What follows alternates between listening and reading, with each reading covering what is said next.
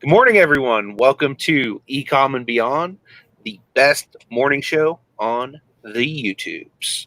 Appreciate you guys being here, and just want to give you guys a friendly reminder that our show is brought to you by Lion Tamer. You know it. Definitely appreciate each and every one of you being here. As always, I got my co-host with me, Nate. Every day I'm hustling. And with us, we have Ray Sandollar. Good to see you, my man.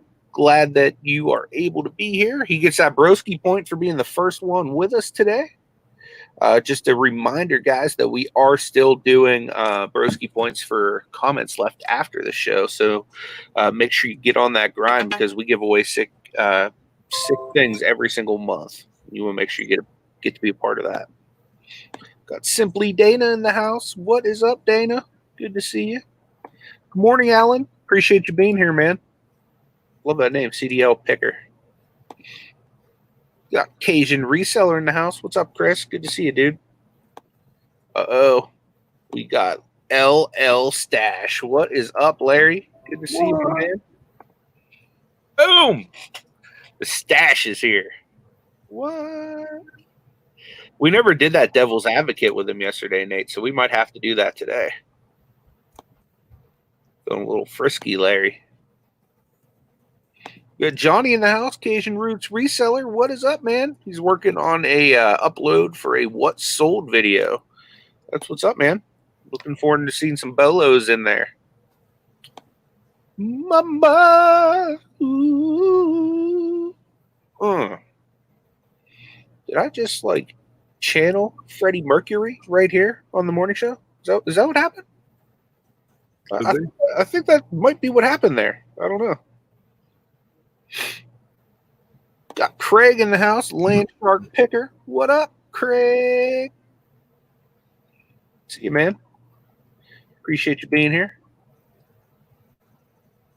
Got DC Sales, the master of the license plate. What is up, D? Good to see you. Myra's in the house. Good morning, Myra. Appreciate you being here. She's excited that Mike's going to be in the house. Yeah. Yeah, he'll be with us shortly. Yes, indeedy. He's over there on the West Coast, so over on his side of the world, it's like way early. It's like 7 in the morning. So he'll be with us. Just got to give him a little time. Got Reseller Man in the house. Good to see you. Appreciate you being here. Tommy, the Bargain Effect 2.0. What is up, my man? He is the man with the merch. What? He be slanging that merch, yo. Good to see you, Tommy. Appreciate you being here, bud. What's up to Destiny if you're here too? Betty Webb, what is going on? Great to see you, Betty. Really glad you're here. Cleopatra Youngblood, appreciate you being here. Thank you so much. The man, the myth, the legend, Rev Resell. Good morning, Rev. Awesome to see you, my man. Got No money, G. G-Unit. Nana Tink, good morning. Great to see you. Morning, Kathy. Wonderful to see you.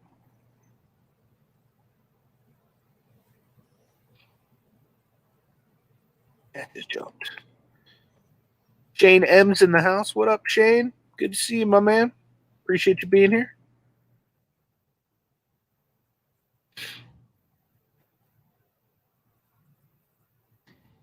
Kelly, the ECOM Mom Ward. What is up? She's the mistress of the roundhouse kick. Ugh. What's up, Alexis? She says, best darn AM show on YouTube. Good morning, good morning. Appreciate you being here, Alexis. Always great to see your smiling face behind that mask. Thrift Beast, what up, Chris? Good to see you, my man. Canada's finest over there. Fat Elvis, what's up, man? Great to see you. Boom. Yeah, he just like dropped the mic on you. What's up, Lisa? Siosa Sales is in the house. Great to see you. Good morning. Billy Road Tech, what up? How's the other side of PA treating you? Speaking of the other side of PA, we got Johnstown in the house. What up, Scott? Good to see you, man. Tracy with us. Tease Flips. Good morning, Tracy. Appreciate you being here.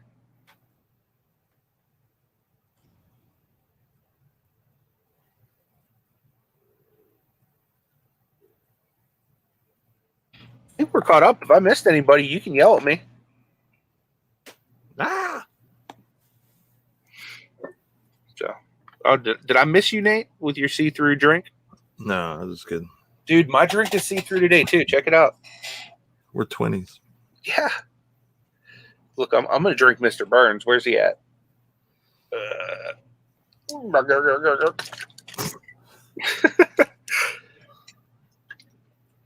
Freddie's in the house. Blue Rhino Liquidations. What's up, man? Great to see you. So, Fed Elvis Goods asked, so you guys doing this full-time reselling? Pittsburgh does it full-time. I do it kind of full-time just because I'm only working 25 hours roughly. Yeah, I do it full-time, but Nate makes more money than me because he's balling. So he should technically be full-time. He pretty much does his full-time gig part-time at this point because he probably makes less money there. See anything else on the card, Nate? No, I'm basically gonna stick a fork in her. I'm trying to find something else. Hopefully, the thing that really stinks is that car dealerships are actually like closed in Pennsylvania. You can't even buy like a private car, from what I understand, from somebody because like the dealerships and everything are closed. That you can, get it pushed through or whatever through the government as a sale or whatever. So it's like everything is like being held up. So we have to keep running my car and just hope it doesn't break down. Get me to work every day. Yeah, I feel you, man. Nate's getting to that point where we're about to drop out the bottom of his floor, and he'll just be like Flintstoning it by kicking his like size 15 feet. My mom used to have a car like that, dude. We used to call it the Flintstone Mobile. It was like a 99 Pontiac Grand Am. It was like the worst car I think we ever had in like my entire life. Like it broke down like everywhere we went. Yeah, definitely yabba dabba do time. Yeah. For sure. Well, I was asked, do you guys primarily selling a little bit of everything, or do you guys focus on one category? I sell everything that makes money. So that's about everything that's legal. Me too. Yeah, there's really not much I won't sell. The only stuff I really don't sell is like anything like occult or like anything that would be like morally wrong. Like I don't sell that, but other than that, I'll sell pretty much anything else.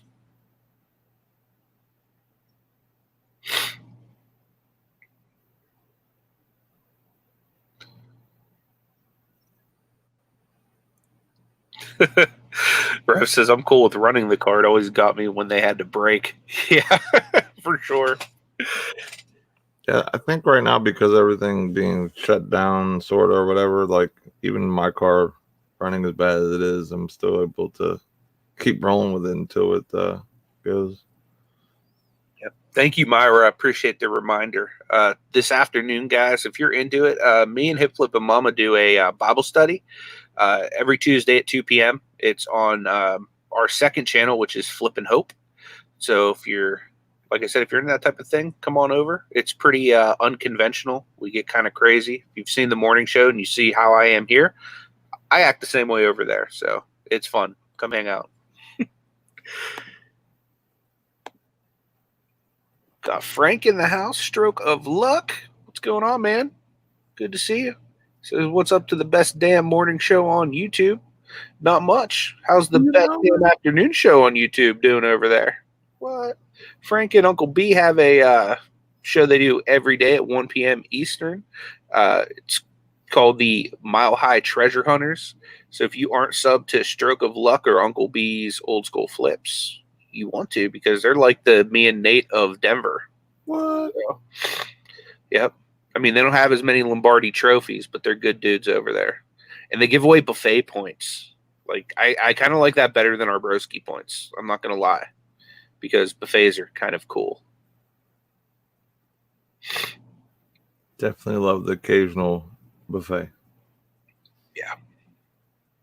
Occasional is the key word there. You need to make that every occasion. I couldn't eat at a buffet every time I ate, though. Like, I would literally, like, because you do sacrifice, depending on where you go, like, I'd say a little bit of the quality of the food if I eat at a buffet. I'm going to have to just say it right here. I'm pretty sure that our government has something wrong. In my opinion, buffets are essential. What do you think, Nate?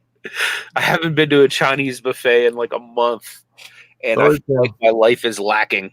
I mean, if you think about it, I mean, a bunch of people going around food and then like being close to each other about getting food, I can get it. I can dig it. But yes, it is essential for us. Buffet, church, and sports, right? Yep. They like literally all the cool stuff got taken from us, Rev. What's going on, man? You know, all of the cool essential things for me, at least. Thanks, Frank. I appreciate that, man. Yeah, you guys are awesome, though. Seriously, I don't just say that.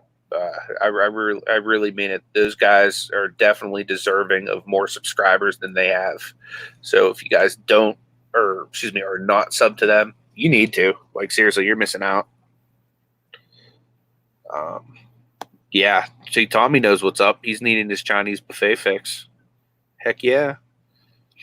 Me and Tommy, before this whole Corona thing came and we were going to be doing the meetup, me and Tommy were going to be doing a live stream from the buffet. It would have been awesome. We'd just been like crushing Chinese food in real time. Would have been amazing. People were talking about getting haircuts and stuff. My hair definitely needs cut, and my beard needs trimmed. Needs yeah, I haven't. I you know what? I think I'm gonna like purposely grow it out a little bit longer just to mess up my wife. Like, I'm getting a mullet at this point.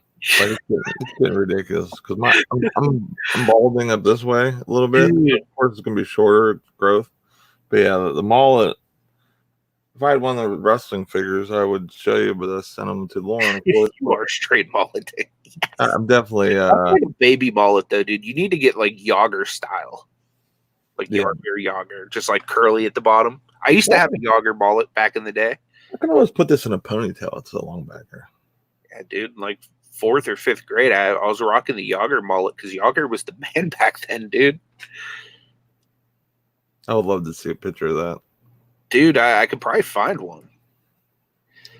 Let me message my mom and I'll see if I can come up with a Yager mullet photo.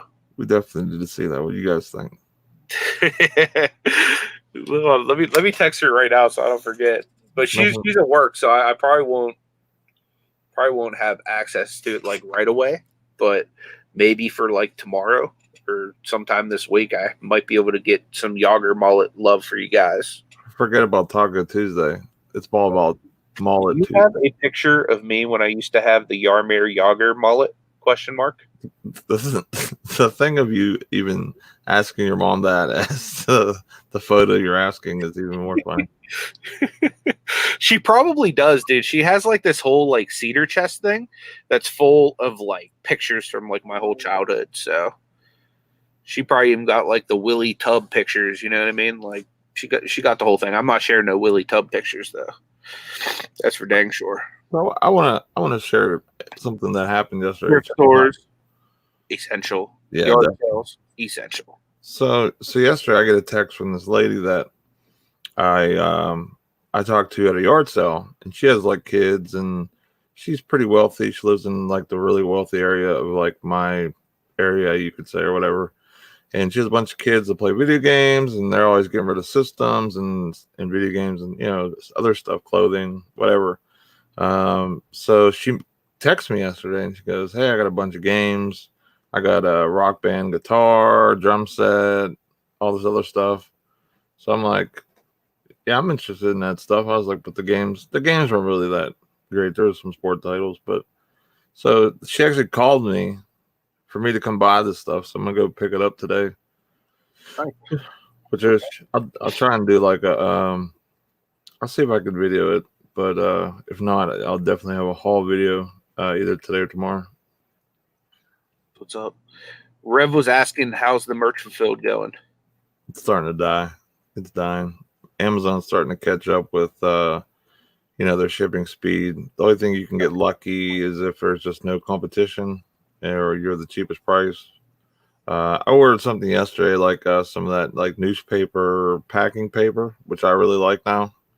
I bought some the other day, and I usually used to buy just a big giant like brown roll paper, but like the newspaper kind of has a nicer fluff to it or whatever. So I bought a bunch of that, and it said it would be here Thursday. So that's only 2 days away. So I think they're pretty much back in sync on their shipping speed. Yeah, for sure. I picked up a bunch of stuff that like literally I would have sold like 100 of them before I left the store a couple weeks ago, and I still haven't sold one of them. So that shows you like even the difference in demand right now for FBA, or excuse me, FBM. With them catching up, it's just like it's fallen out on pretty much like basic everyday stuff. I still like FBM as far as like for like video games and stuff like that, like the one-off type stuff. I think FBM is still going to do really well for that kind of stuff. But as far as like the rapid sales that you'd normally see through an FBA, I think that's pretty much over. Something me and Nate were talking about before the show, like with all the stuff that I just bought, like I literally just went and bought 2 full carts of, some of the product that was flying FBM just a couple weeks ago. And I was just telling Nate, I think I'm just going to send it all into FBA, just let Amazon deal with it. Yeah. As we're going forward, Amazon's going to start catching up with the supply and everything else. So merch fulfill will be you have to be cheaper to get those sales. You know what I mean? Like you have to be not like a penny cheaper, probably like $1 or $2 cheaper to get the buy box, depending on the situation of what you're selling. And people do like will want to save some money, and having some good experience through merch fulfill. Then if they were buying lately, maybe they'll buy more often through merch fulfill. So anyone who does merch fulfill,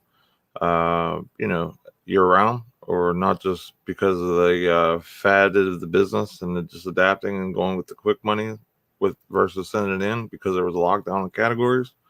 I think you'll see a little more uptick in business depending on how the whole customer experience was for everyone doing merch fill, like the ship speeds, et cetera, et cetera. Sure. So it's up to Michelle Lathan. Appreciate you being here. We got Perlini in the house. What's up, Lynn? I know Uncle B jumped in the chat. What's going on, Jimmy? Appreciate you being here, man. Hunting with Tripler. What's going on, my man? Yeah, heck yeah. Guitar Hero, Rock Band, that stuff is definitely still selling pretty well. There's a link to Frank's channel right there, guys. If aren't subbed to him, make sure you click that link. I know sometimes it can be a little difficult to look him up with his name. At least I've had a little issues with it. Normally, I just look up Mile High Treasure Hunters when I'm looking for his channel. We got Brittany Brands in the house. She's got them brands, folks. You know it. Brittany's awesome if you guys haven't seen her channel yet.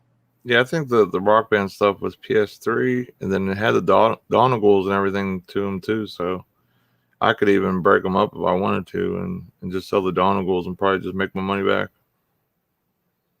But yeah, they're definitely catching up. Yeah, I've noticed that too. It's stuff that my wife's ordered.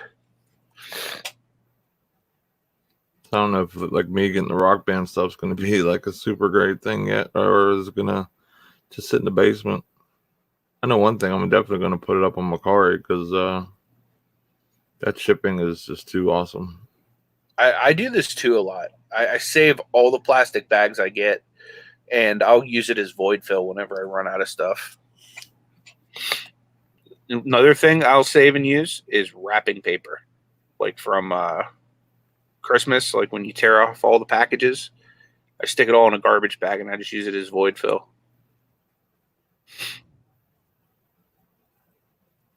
Yeah, I hope so, Tripler. I just worry about like everything opening up like as I'm trying to sell it. Like I'll get it today, and then in a couple days here, some places will probably open up May 1st or whatever. And next, it's like, well, we don't want to be in the house anymore. We don't want that Rock Band stuff. Like, and I got that thing like sitting in my basement, like collecting dust.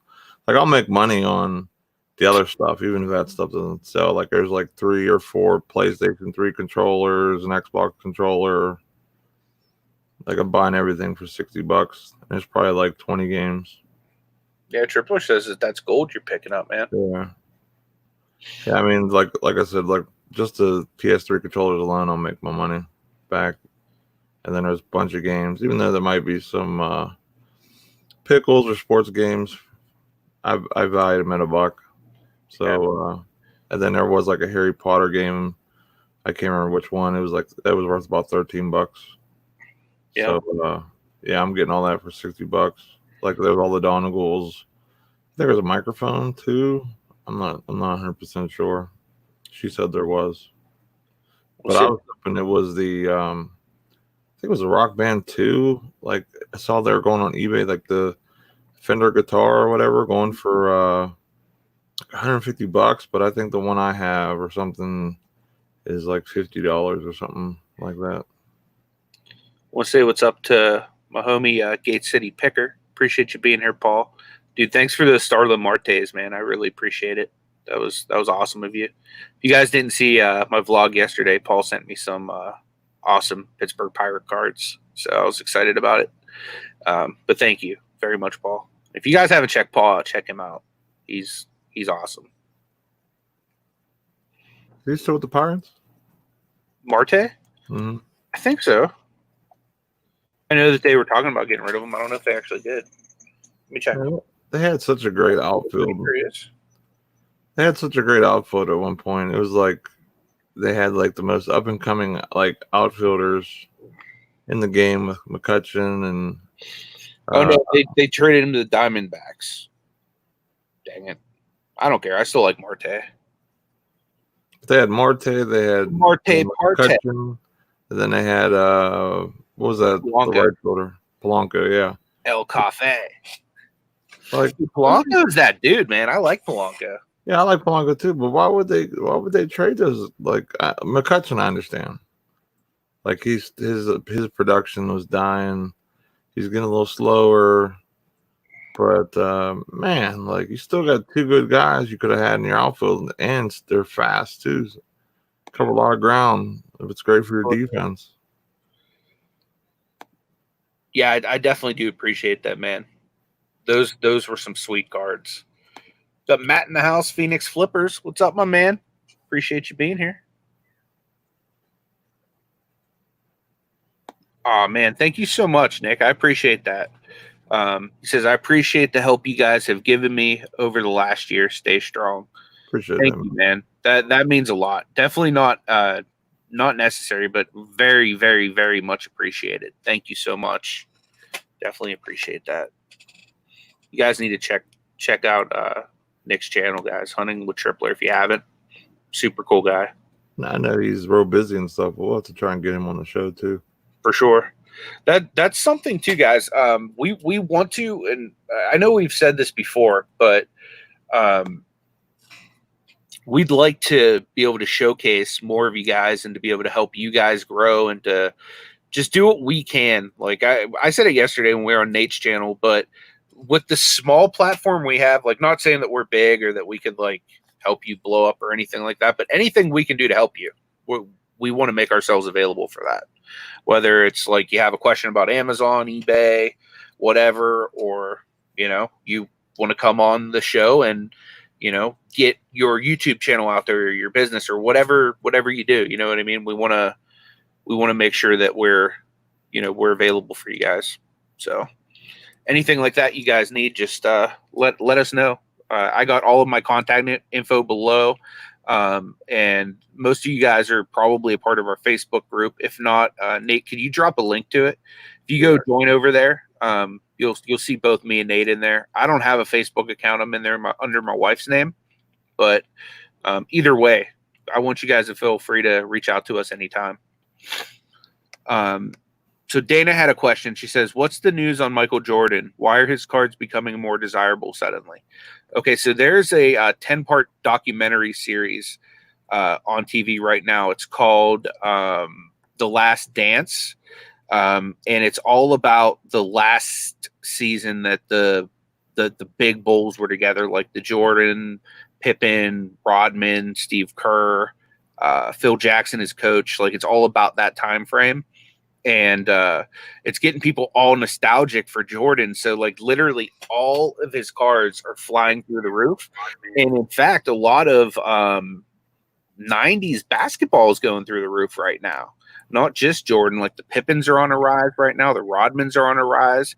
I literally, because of this documentary series, I went and I pulled out all of my 90s basketball and I sorted them on Sunday. So, I've been listing a little bit at a time. I haven't listed my Jordans yet, or basically any of my Bulls, because I think I'm going to do most of those individually. Definitely the Jordans individually. But if you guys have any like old 90s cards and you look for your Jordans right now, the ones that are really going through the roof are the Flair Metals. They kind of look like a metallic card. So if you find any of those, get those on eBay ASAP, because those are going through the roof right now. Kobe cards are still doing good, Alexis. They'll do good for a while, just because a lot of people are picking them up because he passed away. So you should still be fine with that. They're not as hot as they were, like right when he first passed, but you should still do well with Kobe cards. Yep, and that's what Frank was saying. Yep, he sold just 4 Jordans yesterday. That's awesome, dude. Makes me want to go through these cards that I got from my neighbor. You know? What's up, Steve? Pick and roll in the house. Appreciate you being here, man. Steve has a pretty good channel if you guys haven't checked him out yet. Speaking of good channels, T is in the house. Auctions for you. Appreciate you being here. T is one of the really good friends of both of our channels and our morning show. She does YouTube auctions every single day of the week. So if you guys are into high quality inventory, check out Auctions for You. I can't tell you enough how awesome her channel is. Look at Nate. He's just showing you money right there. Got money, Michael. Michael. Rev says the 2020 Panini draft pick cards are hot. Just an idea for your next opening. Yeah, definitely. I'm gonna go pick some of those up.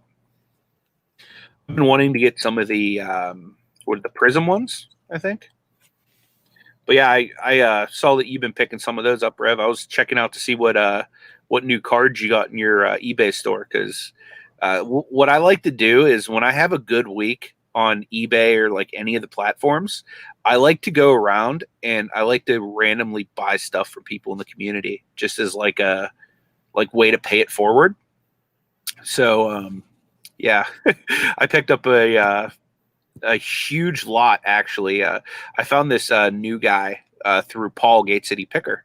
And his I think his channel's like Crazy for Cardboard or something like that. He does a lot of cards. And he sells them and he does auctions and stuff. I bought like so many Steeler cards from this dude. It's insane.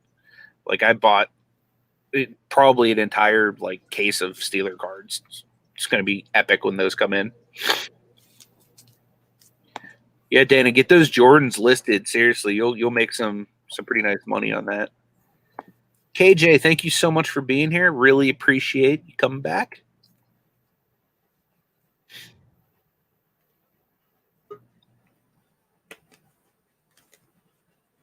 And guys, it's that time of show where our special guest has arrived. What? Going Going on, man? I went the wrong way. Good to What's see up? What up, Mike? How's it going, guys? I'm doing pretty Good, good. man. How are you? I'm getting a late start this morning. It's hard to get out of bed. I hear you, man. I was up late watching Jack's auction last night on Locker Nuts and trying to get eBay packages and YouTube auction packages caught up. Yeah, for sure. That could take forever too. Yeah, packing is like the easiest thing in the world, but the time consumption is ridiculous, you know? Yeah. Especially if you really like take pride in what you're packing. You know what I mean? Like if you just like, for example, like when I tape a box, I tape it three times on each side, three times on bottom, top. So I'm literally taping a box like 12 times, like 12 pieces of tape, then across, of course. So it's like, because I just want to make sure that that box has no chance to just get loose and then deform and crush or whatever. It's just a thing I do that I don't know. I waste so much tape that way. I waste a lot of tape too, but what I do is I basically just hold the box and I just go around in a circle like a cat playing in a litter box or something. I just tape as much as I can. I do that a lot too. What's up, Todd? I spent many years moving furniture, like probably like 20 years. So I spent a lot of time packing. So packing is somewhat like a second nature to me. It's like a habit almost. Sure. I'm not super anal. Like I'm not trying to make like the most perfect looking box. I just want it to be solid and make it there. Definitely. For sure. I do the same thing. Sometimes I get a little carried away since I have like the little box cutter tool. So sometimes like I'll literally sit here if I don't have a whole lot of packages and I'll make it like the perfect box. But most of the time I just like slap it together. What's up, Tom? I use my teeth to cut every piece of tape. Like I hate a knife. I hate my fingers. Like the fastest for me is with my teeth.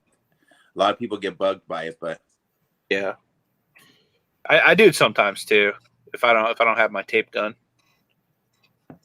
I never liked tape guns. Even when I was a furniture mover, they were awkward to me. Like to pick this up, like I'm just so quick with my teeth. Like I don't.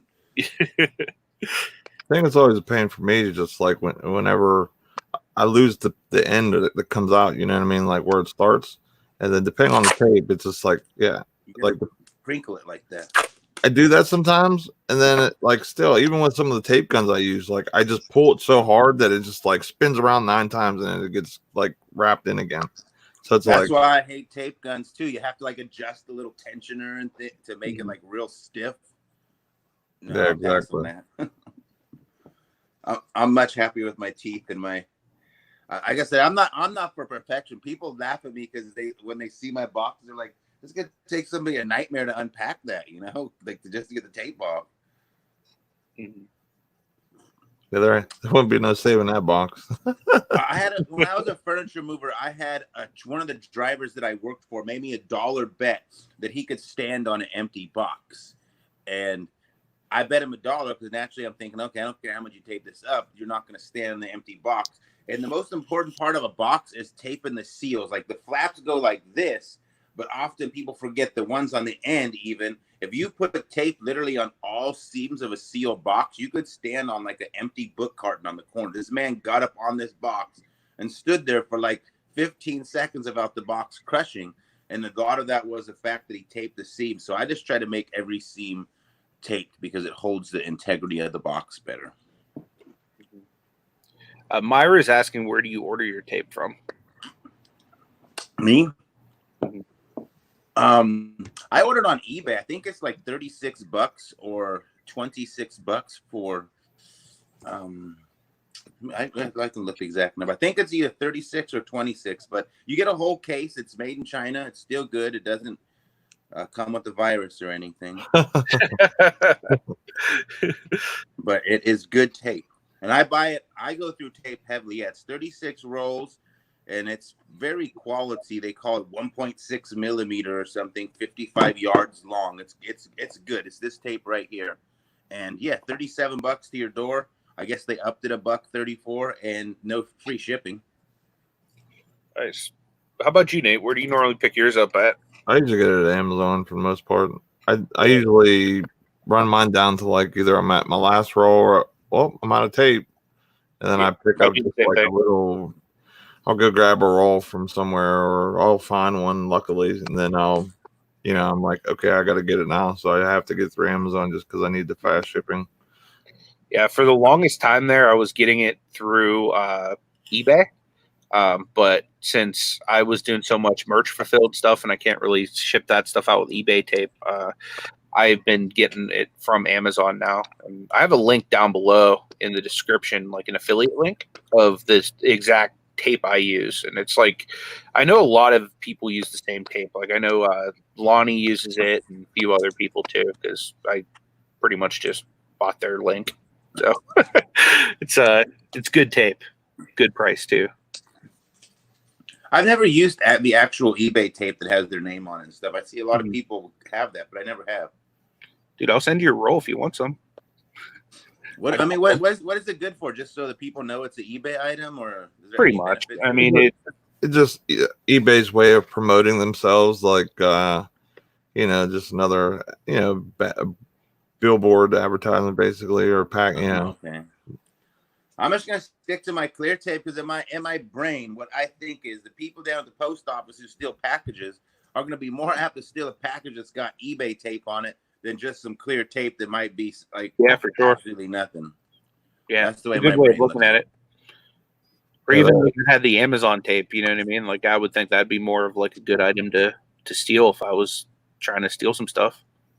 Doesn't the post office let you have free priority tape, or am I tripping? I forget the answer to that, but I feel like they let you have free tape that says priority mail on it. Yeah, they do. I think those are stickers. Are they? Is it tape? No, they have tape too. Oh, they do? Oh, okay. I thought it was like a roll of stickers. Bargain Effect has it because one time he sent me merchandise that he made for me, and it had some of that tape on it. So okay. I'm almost positive it's free under the free supplies on their website. I'll have to go look on their website again. I try to stay with tape. Like once I'm down to the last 6-pack, I have to order another box because like running out of tape and then needing to go find tape is about the most largest consumption of wasted time for me. Yeah, I try to make sure I have a good amount of supplies, but like with everything going with merch fulfill for Amazon for me, I was packing hundreds of packages like in a couple days span, where usually I'd pack like 4, 5, 6 eBay orders or whatever. So like luckily I had a bunch of boxes here because I did buy a bunch of have a bunch of stuff situated, but I had no idea what was going to come. Thanks, Rebecca. I didn't realize that. She said for the free USPS tape you have to call them. That's a great tip right there. Because I've never actually ordered it. Okay, so Tommy says he gets it from his postmaster. Well, I've had it a few times. I find it in storage units. So like if I find that in a storage unit, I'm using it. But I don't go out of my way to get that tape. Yeah. I don't blame you. I pretty much just order the same tape for years now. I just hit go on when I'm close, boom, order another.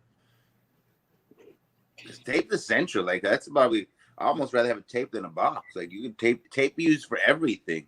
Yeah, for sure. Yeah. Resellers would be screwed without tape, that's for sure. Yeah. So I had to go to Walmart trying to like glue a box lid or just trying to do the thing where to go all 4 around and it loosely holds and everything falls out the bottom trick. That would be annoying. That was the first thing I had to go to Walmart for during the pandemic was tape because I ran out because of merch fulfilling. And like I'm thinking to myself, like I'm paying arm and leg for some tape. And then it ended up being like super small, thin pieces like this. Like it was like normal tape I use is like probably 2-inch.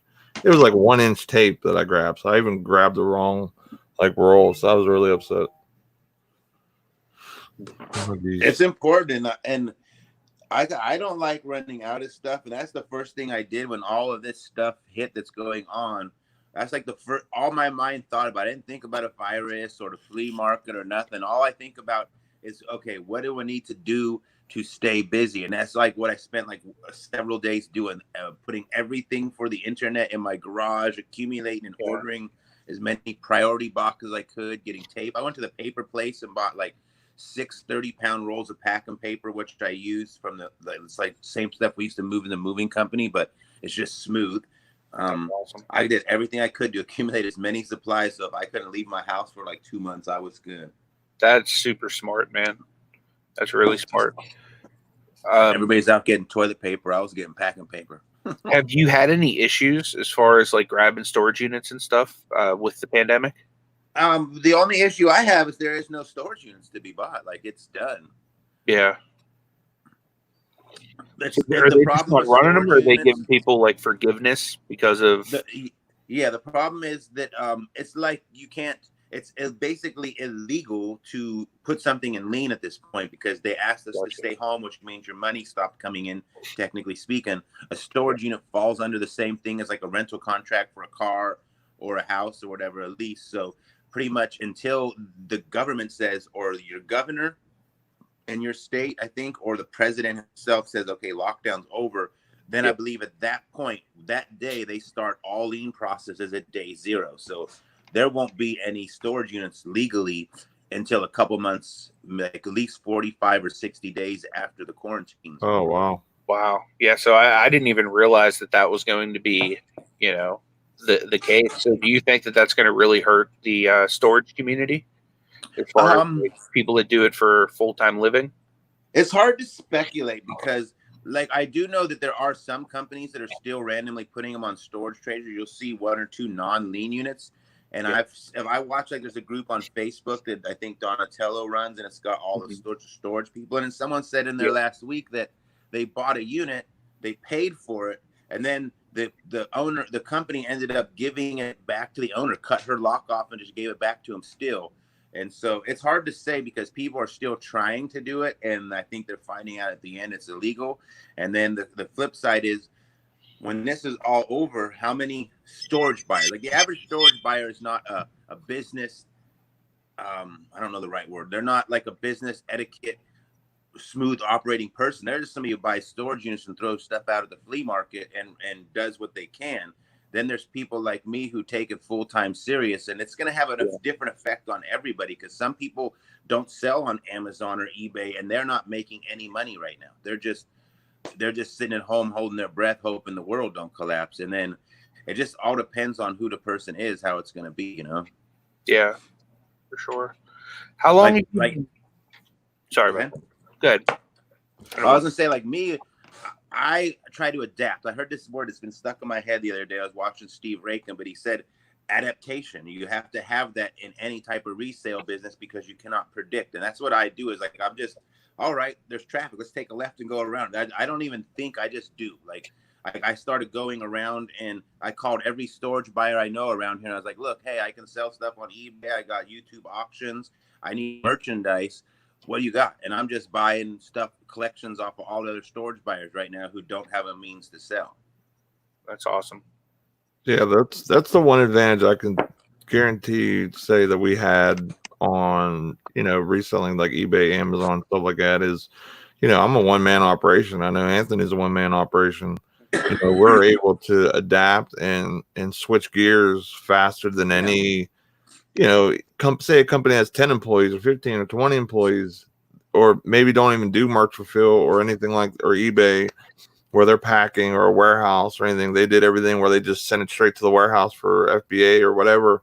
Or you guys, like, with the flea markets or whatever, like you guys are used to that business model, and now to completely change overnight without kind of knowing some of the different things you're looking at, from like fees to whatever, like it's something that you can't just do overnight unless you have done it in the past, at least a little bit. And luckily for a lot of people, like like I said, for like us, like I was able to do Amazon and do merch fulfill and grab different items that that were in demand, and really make a nice little profit off of it.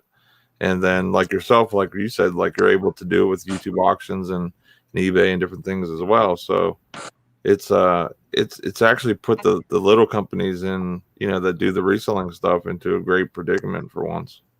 It's almost put us into a great predicament, but also a great opportunity, because to me, I'm not even listing as heavily as I could. Like I have like 300-400 items sitting on that side of the garage that aren't listed, but I did a fair amount of listing a little above normal, and I've had the best month I've ever had on eBay, and I barely even listed. I'm thinking to myself, I wish I would have spent the time to list the other 300 items versus trying to take care of other things, because I've been using this time myself personally to do things that we don't never have time, and to brush up on some other programs and try to hone in my process some, because the other thing is we have nothing but time right now. We're sitting for the most part at home unless we, risk our life to go to Walmart or Safeway or something. Other than that, we're stuck in the house. Right. Yeah, exactly. If you're a good reseller, like if you understand the process of reselling, how to take $1 and turn it into 2 or 5, this is a golden opportunity for everybody, because Absolutely. it's all at our fingertips. This this happened in 1982. Before the internet even happened, this would be horrible. Yeah. It would have been really bad. People would have been in the house scared to death and not having product. Like just having, be able to order some stuff online, even if you didn't get everything online, but at least some stuff. You're getting some stuff that maybe your local Walmart didn't have, or your local convenience store, wherever you went that you have around you didn't have. And some people, they're using it for everything. Like they're going on Amazon and eBay to get food and everything else. So it's prevented a lot of people from going out, and probably saved a lot of people from getting sick and stuff like that too. Like just from that aspect alone, like, the older people and people that have, complications that can get sick very easily, were able to do that. So I think it helped for the spread of it even more. It could have been worse. Yeah, for sure. And another important thing is I think a lot of people don't realize how easy it is. I just see so many people, especially in the older generation, of things that think like eBay is some strategic system that you need to go to school to learn, and just even simple stuff like going on Facebook Marketplace. They're like, oh, I don't even have a Facebook. I don't know. It's just too much for me. There's a lot of people that don't understand how simple some of these things are, these platforms to make sales on. Yeah, I mean, like when I first started, it was a little bit of getting used to, but I consider myself pretty like technical person with electronics and stuff like that. But for somebody like say an older generation or whatever that didn't use it as much, it would be like a lot harder until they tried it or had a little bit of guidance doing it or whatever. A lot of people won't do it though, because it's just like a fear. Like people have a natural fear. They just think, like I just see it with a lot of older people, like they won't even have a cell phone because they think texting is just the hardest thing. And it's just so little simple things that if you come out of your comfort zone, just try it real quick. It's amazing what you can do, like where you can run with it. Because exactly, it's all at our fingertips these days, Definitely. I always tell people, like last year I ended up homeless because of the storage business was not working to my advantage. And I started showing people how I was rebuilding my life with literally only $3.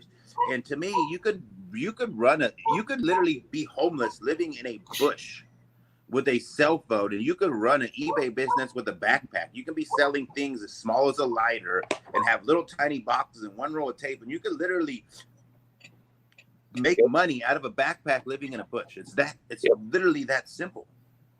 Yep. Back before I went full time, when I was part time, I pretty much was. I mean, I wasn't homeless or anything like that, but I was selling small items like that and doing just fine. You know what I mean? Like trading cards, video games, like tiny things that. Yeah. And literally, like I didn't have any kind of big setup or anything like that. I wasn't even using a computer. I literally did everything from my phone. Most of the stuff I sent out was with a stamp, so it was super easy. That's funny because a lot of people are always like, what kind of computer should I get? And this and that. And like, I use an iPhone. I carry 2 iPhones. I'm on the one with the Live Now, and I have another one. But this iPhone 11 does every single thing. I edit my videos. I film my videos. I upload my videos. I make my ads. Every aspect of this business is run through this iPhone 11. That's amazing, man. Do you have the Pro one, or do you have just the regular base iPhone 11? This one is the iPhone 11 Pro, Okay. which is to me it's a necessity. This wide angle is amazing for the Oh, storage yeah. units. It actually captures you and Yeah. not just the tiny little. But the one I'm on right now for the live is an iPhone 10. Okay. Cool. Yeah, I agree. I love my. I usually was pro Android, and that's one of the aspects that made me go to get an Apple. That and they had a special deal going on with the company I picked with, so I went with that. And I got the Pro Max, and I really like it. I freaking love it. Like I used to be an Android guy until it came down to something so simple as an eBay ad. An eBay ad is what made me become an Apple guy from Android. Because when you do an Android, you got to take one photo, you got to upload it, then you got to wait for that, then you got to take another one, and that process for 12 photos drove me bananas. So I picked up an iPhone one day and somebody like showed me, and it let you take 12 photos and upload it all at once. I was done. Like I never touched an Android again for that one little simple thing right there. Yeah, for sure. Yeah, I've been like ever since iPhone first come out, like I've been like nothing but Apple. And for me, like I've tried both. My wife was Android in the beginning, and just trying to use her phone compared to mine, it was like I felt like a moron. You know what I mean? I felt like an old person trying to use the internet.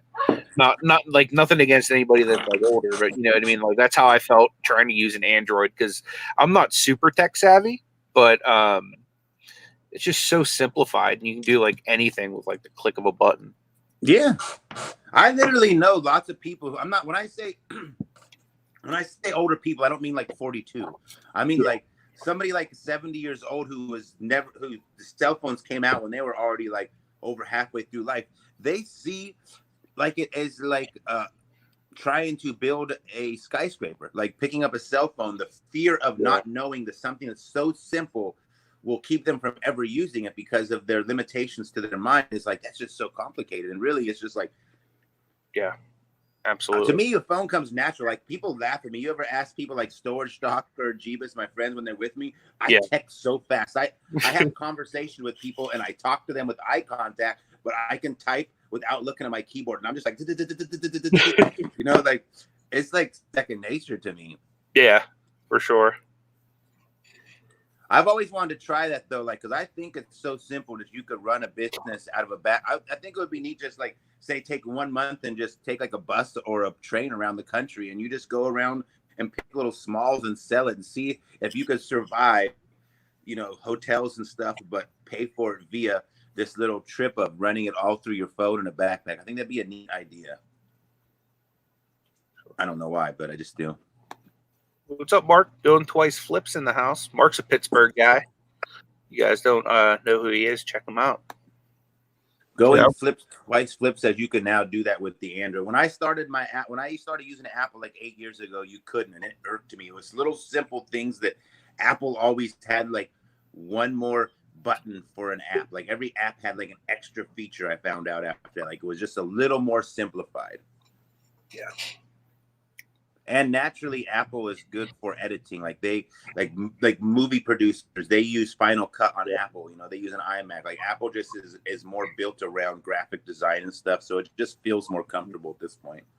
Yeah, absolutely. I couldn't agree more. Plus, it comes with like free software too. That's what I like about it. Like you get the iMovie for free. You get like, Pages, like all the different like, you know, would be like Microsoft Word type. Office type stuff just in like Mac version for free. I do know that the Google Plus, I think it's the Google Plus phone. That is the one phone that has a better camera than the iPhone. Mm-hmm. But I'm past Android now. I just the Apples are nice. When you guys use that to film videos, or do you just use like a camera? You know what? I use the 11 because I have an 11 too, but I have the one with only the two things on the back, the two cameras. So I have like the base model 11. So I'll either use that or I'll use a GoPro Hero 7. But yeah, a lot of times I just use this because I forget to charge this. So what do you edit on? I use iMovie either on my computer or I actually just started using just the other day. It's called Video Shop. Yeah, that's the one I've been using. Yeah, and I got the $3.99 monthly plan so that I can add pictures and stuff into it as well. So you use that on the phone now, or because I don't think that's on the computer. Yeah, I just started using that on the phone. What I'll do, even if I film on my GoPro, I'll just airdrop it from my computer to my phone, and then I'll edit it over there and send it back. That becomes such a frustrating the way I have a real scattered brain. I have like a mouse brain sometimes. I think I don't know, but like I don't like putting it on the computer and the way it makes me look at it. On the phone, I like it because everything's in like chronological order real simply, and I can find my clips. I hate transferring everything. It just boggles my mind down. Yeah, I don't really like it either.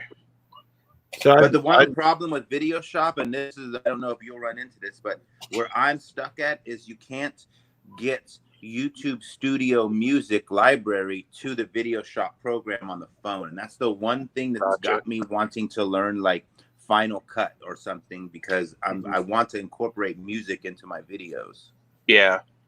I literally just yesterday was the first time I ever figured out how to put a picture in a video, and it's because I just started using this app. So I was like, okay. But isn't it awesome when you learn that? You're like, wow, this is so amazing. Yeah. It was funny. I recorded for the first time, and I was like, and he bought this right here, and then like, boom, it appeared. I was like, wow, this is amazing. And you can do the same with video clips too. Like you can inlay over you talking about something if this is like kind of silent. Like I just learned all that like a month ago, and I've been using Video Shop for over 2 years. That's awesome, man. Yeah, I'm looking forward to learning more about it. I literally just found out about it like a week or two ago. And it's got a lot of cool features. Like it's the simplest in my eyes. It's like all right on the bottom of the screen. You don't have to click things and move it. Like you can flip your picture backwards. You can transition to color. You can do all sorts. There's little stickers. I like the stickers. You ever try using those? Yeah, I have. The stickers and GIFs. You have so many cool little. You can almost type in any word, and there's like a little picture for it. Like you can get The Rock to show up, and he's like this and stuff. You know, it's like that's tight. Yeah, I'm definitely gonna get like real deep into what I can do to like make videos better, because that's my videos have been so basic from the beginning. I've literally just been putting them in iMovie and putting them in order, and then having an intro and an outro. So like now, like being able to use this app, I think it's going to take my pre-recorded videos to like a whole new level. Exactly. Yeah, I feel like you have to do at least a little bit of editing in the video, it gives it just a little personality. You know what I'm saying? Like, gives a little extra personality to what you're doing and everything. You know what I mean? And it makes it a little more entertaining as well. You know what I mean? You can put more information and just different stuff. Yeah, for sure. But I use Filmora, and I use all on the computer, and I can really do a lot of different stuff with it. I think it was really attractive to me with it was just having to pay one price one time, and that's it, $70 or $69 or something like that, $59. That's what Jeebus uses on his videos, and I see what he does. Like he has a little bit more advancement of graphic or editing to his thing, and I do see that as a plus. When the better program, you get more options. Right. Like there's overlays. There's so much stuff that you can really do to I mean, just anything you can think of, you can do anything you know to add in there. But I've always been like really pro computer, you know, doing my stuff or whatever. So that might be another reason too. Like I've always had like a really good computer and not great phone, and this time I have both for once. So it's just like, you know, it's a little different. Well, he'll be back. He probably just hit the button. Yeah. Yeah, that's right. Aaron's going to have John the Cincinnati Picker tonight at 8:00. That's going to be awesome. I will probably catch the replay because I have a contract signing with our contractor tonight at 8. But I definitely want to watch that. That's going to be amazing. I'm up to. I think my phone cut out there for a second. Yeah, no big deal. No big deal, man. Yeah, I've done some like video editing and stuff like that. Like when burning DVDs were a thing. So I've always been kind of good with the computer side of things, with just editing and encoding and stuff. So It was a Carolina little- Hustler is asking, what's the best editing software for Mac, Apple to edit videos? iMovie comes free with Mac and Apple. If you're wanting to do it on the phone, like I said, Video Shop is awesome. And you just heard Mike say that that's what he uses too. So if I tried iMovie for the first time the other day, and I screwed my whole video. On Video Shop, you need to turn that volume up just a little bit more on every clip. And then on iMovie, I did the same thing, and it made the video so loud that it sounded like crap, like it was underwater distorted microphone. And gotcha. It's a little different than Video Shop, but it's very simple. But personally, I think Video Shop has more features than iMovie. Yeah, for sure. I agree. But that's the two easiest. Either if you're on a PC, it's either Filmora or Final Cut, which are very complicated, or Video Shop and iMovie, which are free, and you do it on the phone. It's just all what is convenient for you. I like convenience. Like I'll be standing in the line at Safeway, and I'm pull my video out, and I just edit for a minute. I'll be waiting for the next unit at the auction, and I'm just editing. I'm sitting in my car waiting for the kids or the little woman to get out of an appointment or something. It's convenient to edit on your phone everywhere you are. It's very nice. I did mine on the car ride from Home Depot back to the house last night. And it was just really nice to be able to do and go through. I hate to say it, but I edit a lot while I drive because I'm the type of person who always has a phone in their hand. And I know a lot of people get bugged by it, but that's just how I am. Like a half-hour ride home, I get a 7-minute video edited. Yeah, it's simple because I live like this. Like one hand is always on a phone. Like yeah, for sure. I know it's not good, but it's just that you have to. Life is short. Like we don't have enough time to do it. Especially if you're a reseller, that's a time-demanding job. And if you're a YouTuber, full time, 1 video a day, that is a full 40 to 50 hour a week job. Yeah. And then I'm also a parent. I have a significant other and 4 children and a dog. Like I have 3 full-time jobs, like literally. Yeah, that's basically the same here. I don't do a video every day or whatever, but I try to do like 2 a week, but I also work 25 hours right now, but usually it's like 40 to 50 hours a week. How many hours a week do you normally spend on YouTube, do you think? Like me? In live shows, pre-recorded, editing, filming? I usually only do 1 live show a week. It used to be about an hour on Sundays, but lately I've been going to 2 because the auction thing has been the craze on YouTube. So I upload 1 video a day, 7 days a week generally. And I've been doing that for probably a year and a half steadily. Before that, it was more like once every couple days. Some days I do 3, but I right now probably spend 40 to 60 hours a week minimum on YouTube, minimum. Because you're talking the filming, I don't call a job. Like filming to me is basically doing your job. I'm looking through the box already. So we pulled the tripod out. I'm at the auction. So that's part of just, but the editing, the uploading, the doing premieres lives, the trying to reply to comments, then you factor in watching everybody else's channel. Like I don't get a chance. I'm not even gonna lie. I don't watch anybody's uploaded videos.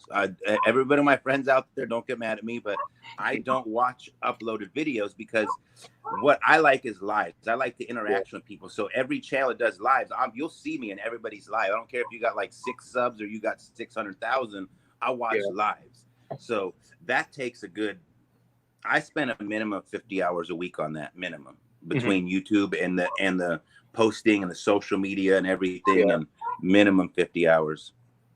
Yeah, and then the storage business, same thing. At least 50 hours between resale, eBay, storage units, looking on Facebook Marketplace, meeting customers, cleaning my storage. That's another 50 hours. And then you got the I don't sleep really. It's just it's wake up, sell stuff, cook, clean, get kids to school, pick them up, make some ads, upload a video, fall asleep in my phone every night like this. Sound like he does the same thing at his computer every night. Yeah, basically like right here. But it's awesome. I love this job because YouTube could be profitable.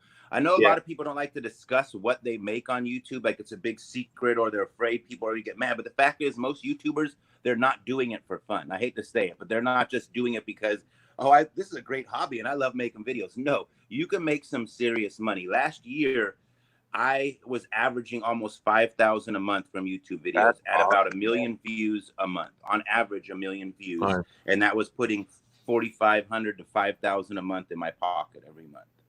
That's awesome, dude. God bless you. My best month was 5,800 in July of last year. That's amazing, man. Well, but right now it's horrible. Like I'm down because of the pandemic, YouTube, all the advertisers either stopped paying or they dropped the rate so low that I'm down to like $600, and that's kind of uncomfortable because you become used to this threshold. So that's why I picked up eBaying again, because it's supplementing for what I was used to with my YouTube revenue. For sure. Absolutely. Like you're talking about the YouTube auction crave. Like we do auctions as well. And I noticed anytime that we have anything like YouTube related on for the auctions, in like say my videos or other things like that, I noticed that YouTube is really pushing those videos out because I'm getting a lot more not subscribed people viewing my content. Have you noticed a big push? I mean, I know you're a lot bigger channel, you get a lot of that to begin with, but do you see more unsubscribed views than normal on your live stuff for auctions? I honestly don't ever look at those type of analytics, like who watches. I just look at the basic numbers, and my channel as a whole has gone down drastically. Some of that is my fault. Some of that is the system. YouTube's like a beast. Once you start doing it, what I personally believe now, and this is just my opinion, it doesn't mean it's fact, but once you start you have to stay at a consistent level because they register as analytics, right? So the slightest thing can throw off your promotion when it's not even really a thing, but it's just the way the system registers it. So like in January, I just really got serious with my little woman, and she moved in and everything. And she was like, kind of like irritated that I'm on the phone all the time. And I don't know if she necessarily sees it as more that I'm on work, or she might think that I'm always just playing on there. So I decided to take off a little time because I would like to make her happy. So I took off like 10 days and just kind of gave YouTube a break for once, and my channel fell through the floor because it was so used to these so many days that it registers like every day is a new 28 days, and tomorrow is a new 28 days, and the next day is a new 28 days, and that's all it looks at is these 28-day increments. So for a large portion of time I had a dead spot, and YouTube looks at that as like no one's watching your channel more than anything. So that brought my views way down. And then I started making shorter videos because I watched a YouTube VP say it doesn't matter if you make 7-minute videos or 30-minute videos, as long as you get your point across and we have a high view duration. But what I found out is if I usually have like an 11-minute watch average because I'm making 22-minute videos like they like, 24-minute videos, and all of a sudden I make 8-minute videos with a better view duration, but it's only 4 minutes average, what the computer sees is they're watching less of your video. They don't see it as the fact that you're getting 70% duration. They're just like, they're only watching 4 minutes. So it's a really complicated system to keep yourself in a position. So I always say, if somebody wants to start a channel, don't start out at every day, because once you have to keep that beast going. Once you're every day, you can't stop. Yeah, it's a grind. I might have missed 2 days in the last maybe year, and it's been hard to keep that up.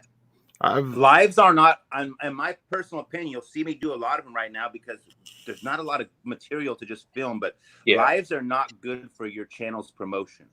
It's best to do like one a week or one every 2 weeks. But if you do lives often, I don't think YouTube promotes you the same, because the average person watches like 10 or 12 minutes of an hour live. So you have a low view duration. The ads are not placed in the video till after it's uploaded and processed. So the initial bulk of the video, when it launches, has no ads. And if a video is not making YouTube money, they're going to promote it less. So it's a catch-22. Yeah, I've noticed, like I've done a couple pre-recorded stuff recently, and like you said, like my average view time went for like, I think it was like 22 minutes to, on that video was 4.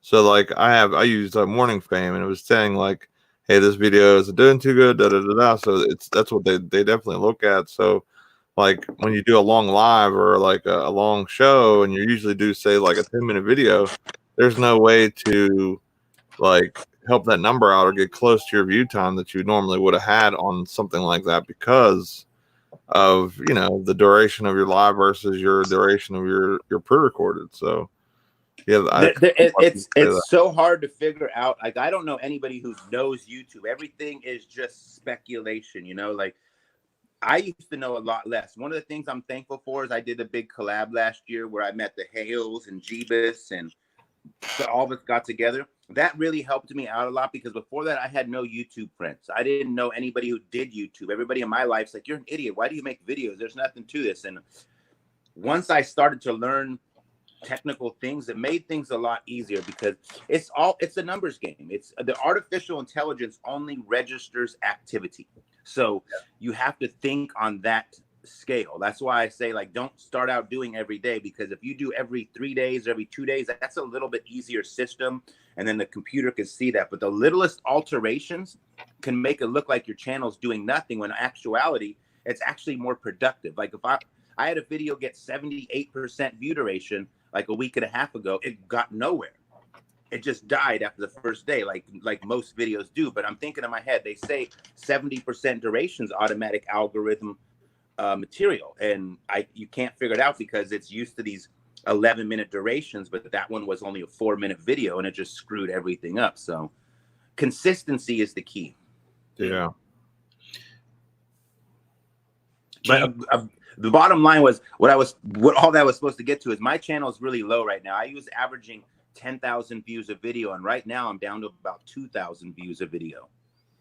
I think part of it is notifications haven't been getting kicked out at all. Like I think like mine. I think I look at the analytics and stuff.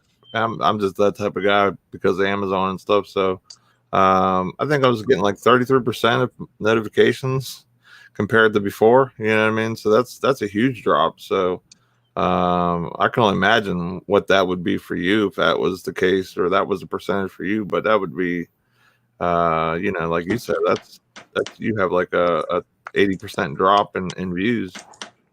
Yeah. It's annoying because I'm trying to outsmart the artificial intelligence. I'm trying to figure out what it wants to know, and it's just kind of impossible because I feel like I'm doing better hitting 80% durations, but they're over here looking at like, oh, people are watching less of your video, and it's like, you're artificial intelligence. Aren't you smarter than that? You know? Mm-hmm. But it just happens. Like, once you're kicked out of promotion, it's a hard, because also right now what's going on is it's kind of like a bad pyramid effect now. Everybody's at home watching, right? So YouTube is flooded with people watching. So the people that are watching are now watching the people who are being promoted more, which is giving them more promotion, but they're watching even less of those who are not being promoted, which is giving them less of promotion. So it's got like all these weird ripple effects from it. Right. No, because it's all about promotion. Like, I've been going back and forth with YouTube. Like, I'm kind of pissed at them because, like, it's easy to tell if you have the notifications on, right? I have friends like Jeebus and Storage Stalker, and they understand the system. They stand next to me at the flea market, and I upload a video, and I see that their notifications are turned on, but they never get a notification. And so I message YouTube, and YouTube's like, oh, you have 17.7%. We sent out 14.3 thousand notifications, but you only got 800 views because people don't want to watch. And I'm like, no. They're not getting the notifications. I'm standing next to dozens of people. I'm hearing from people. They have the bell on and they're not getting the notification. And they say simply, I understand your frustration. Please check out this support link to understand how to turn on notifications. Like, they don't listen to you. I hate that. I know exactly what you're talking about. I didn't go through that, but I've gone through chats or support help with different companies, and that's what they do. They give you something else, like totally right, like a left field turn, and it's like, you ever want to make me snap? Be the person in customer service on the other end saying, I'm sorry, I understand how you feel. I lose it every time. I'm like, no, I start cussing like, you don't freaking know me. You do not understand me. You do not sympathize. You're just saying this program answer. Like, makes me so mad. For sure. Exactly. Oh, It's man. funny.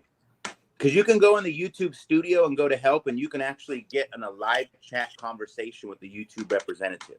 Oh, okay. I found that out recently, and I've been bugging the hell out of them every day. I just make up reasons to bother them now.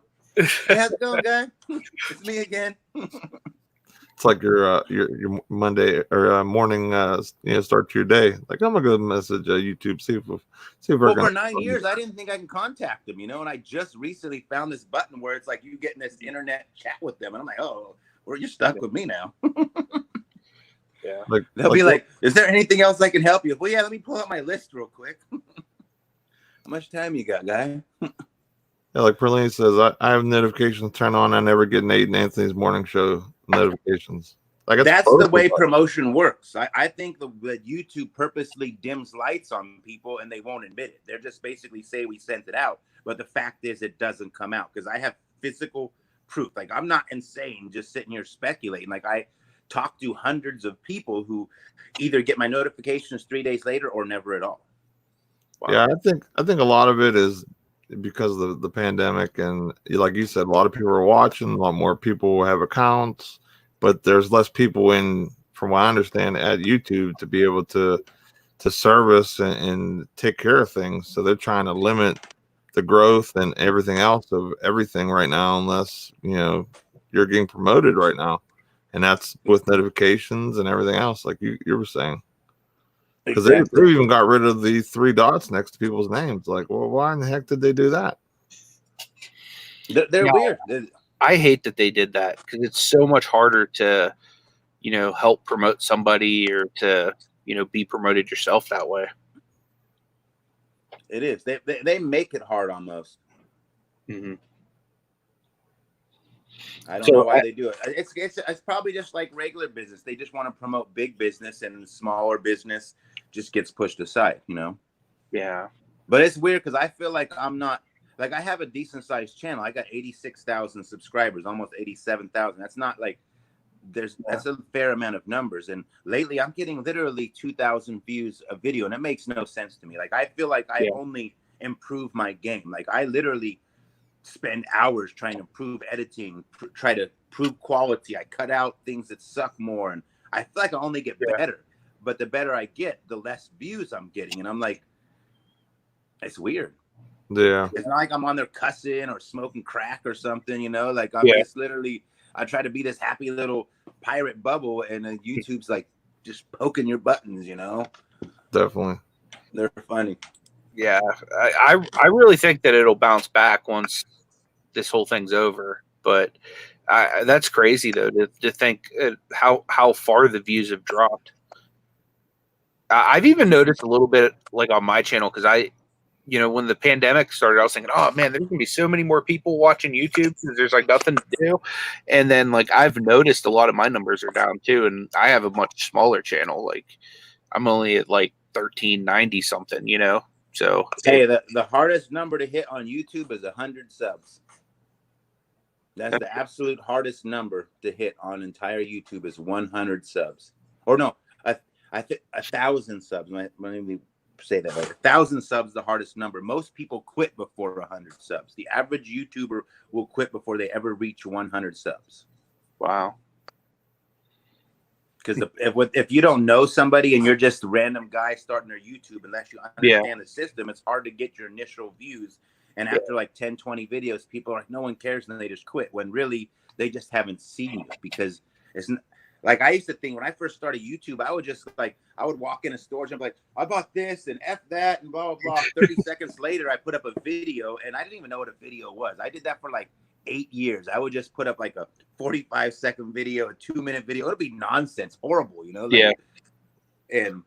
But no one really watched, and I just did it. I didn't think about the structure of the system. But one day a video took off, and then I started getting a little bit more serious, but I mean, not enough. But like I said, that collab last year helped me because people understood the system, gave me some knowledge, and it changed everything. Yeah, for sure. That's one thing I always try to do. Like, I know that my channel's not large, but when I see new people starting out, I always try to at least help them get to like that initial 100 or whatever I can. You know what I mean? Just to help give them a little bit of a boost, because I know how hard it can be. You know, when you're new, and especially if you're putting out videos all the time, and you might have like 3-4 views on them or whatnot. You know what I mean? So like, I always try to like kind of help out the the newer people and pretty much anybody really, because I've had help along the way too, and it's just the right thing to do, I think. It's good. Teamwork makes the dream work. So if you, I like to learn from others. You know that old saying, like, everybody in this world has one thing to teach you. Like, I really try to learn whatever that one thing everybody that I come across is supposed to teach me, because it's only going to help your process, whatever it is, whether it's YouTube or mowing the lawn or packing a box. Like, there's somebody can always teach you something better. So it's always better to listen to somebody and understand they might have something better, more knowledge than what you're doing, and just try to improve no matter what it is. What would you say is the biggest thing that's kind of helped you go from being a small channel to a larger channel? Luck. Probability. I don't give up. Let's see a sign right here that somebody gave me the other day. I think this is the most important thing, honestly, right here. One of my subscribers sent me this. It's hard to beat somebody who never gives up. That is probably the most important thing that's ever changed everything, because I don't give up. Like right now, I went from videos getting 20,000, 10,000, 15,000 on average to under 2,000. I'm not quitting. I'm not going to be like, I suck and I fail and no one likes me. I'm going to figure out how to come back stronger than I was before.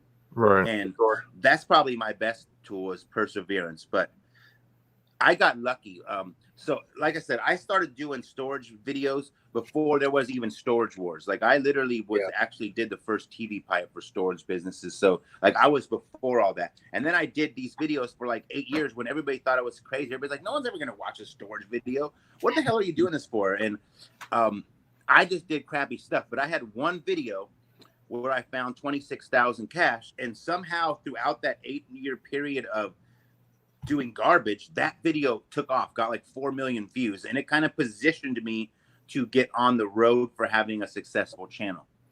But it took me 9 years to hit 7,000 subs. Wow. Literally 9,000. 9 years later, I was at 7,000 subs, and that's kind of when I met Jeremy and Jeebus, and Alex started a channel, and this whole little circle came together. And at that point, I went from 7,000 to the 86,000 I am now. It went 7,000 to 23,000 in 1 year, from the date January 28th to January 28th. And then this last year was 23,000 all the way to 81,000 I did from January 28th to January 28th. So that's awesome. It's a combination of things. God bless you, man. That's amazing, though. Collabs are good. If you look at YouTube, they always suggest collabs, because what better way to get people who've never seen you to your channel? Like, keywords are great, titles are great, but they still might never see you. When you do a collab, at least there's a chance that, say that video gets 30,000 views, they're going to see your name, they're going to want to come over, and that activity registers as growth. And then YouTube's cool, we're going to give them a little higher promotion. So collabs are really good. Yeah, definitely. They can be dangerous, though. You can end up collabing with the wrong person. You can end up putting yourself in bad positions. So they are dangerous too, That's how I ended up with Nate. I'm just kind of leached on. It happens. And yeah, it's all numbers, Like, the most important thing to a YouTube video is the title and the thumbnail. That is the absolute two most important things. And the thumbnail is more important than the title, because most people look at a picture before they read. So something I learned from Jeremy, he used to tell us in our group chat, was be Apple, not Microsoft. Apple's simple. It's just an apple on the back of the phone. Nothing else, no words. Microsoft is like Microsoft, this numbers. You put a very visually confusing thumbnail, chances are it don't get clicked on. You want to just be something simple, like, it's very simple, basic background. The more simplistic but eye-catching and title, that is everything. That is like literally over 70 to 80% of the video in my eyes is outside of promotion, outside of YouTube's promotion. It's thumbnail and title. Yeah, it's something that me and Nate have been trying to come up with, like a good solid thumbnail system lately. You guys both use morning file, you said? Well, he uses Morning Fame. Right now I'm still using TubeBuddy and what's the other one? The IQ one. IQ. Yeah. I'm on the free versions though. I haven't upgraded to any like paid version yet. I haven't found a whole lot of luck to that because here's the thing. Like I've spent hours and days and weeks accumulating keyword lists where I can put up 25 words and every one of them got like a number system rating, which is phenomenal. You think, okay, that was first. But the fact is, just because they found you for that word doesn't mean it's high for promotion, because you want to attract the people that don't watch your channel by finding words that are not normally typed in, and that brings them to you. So I gave up on that system, but they do give you that little recommendation. Hey, this video did go well. Compare your thumbnail to this one. Compare your thumbnail to this one. That is a pretty neat thing when you see those little 4 or 5 every time. It'll be like, it'll show me tacos, Hales, Jeebuses, and It's Your Boys. And they'll show me why they think their video's thumbnail did better. And you can learn a lot from that little system right there. That and just the how to put in your wording for things. Like they want to see, like in your title, your first like beginning your title is like the most important part, and then after that you can put in like, you know, whatever, you know, basically whatever, and then for your description you make sure you put your title in your description and what your talking points are going to have. So like that, like they say, you're supposed to use that before you make your video, and then this way as you're doing your video you remember those tags or those things you have in the description, you make sure you talk about it, so this way your relevance gets really high, and that's how you break the like the first page or whatever, you know. Yeah, I think the first 45 characters are all that's ever really seen, and then the rest is kind of filler. Like I bought an abandoned storage unit behind every title. Like every one of my titles has that, because that's the most common used title for storage business, or the keyword is I bought an abandoned storage. So I always put that in the back. But there's a lot of speculation I've heard lately from people, other YouTubers, that want to stop using full things. And like, as you'll watch, like say for example, Lunker's TV, he'll put up it'll just be like 3 words, you know, and there's no excess. And there's a lot of belief now from some people that putting all that extra words slows it down too. So there's really no rhyme or reason. I mean, I almost break it down. It's probability. It is sheer probability what's going to happen with your video, because I put out videos sometimes, I'm like, this is going to get like 72 million views, and I'll get like 1,300 views. And then I'll put something else and I'm like, no one's going to watch this. And then that gets like 22,000 views. And I'm like, it doesn't make sense. What I really like about Morning Fame is it helps me pick different words like as my tags. So like, for example, like I'm a smaller channel. So if I did some tags that say you did, for example, in a video, I wouldn't get, you know, near the promotion or the thing in search, because you're a bigger channel. So like, you know, it helps me pick other things that people might use to search or whatever, to go about getting some more evergreen you know, search or whatever from different titles and different words, so this way I get more visibility.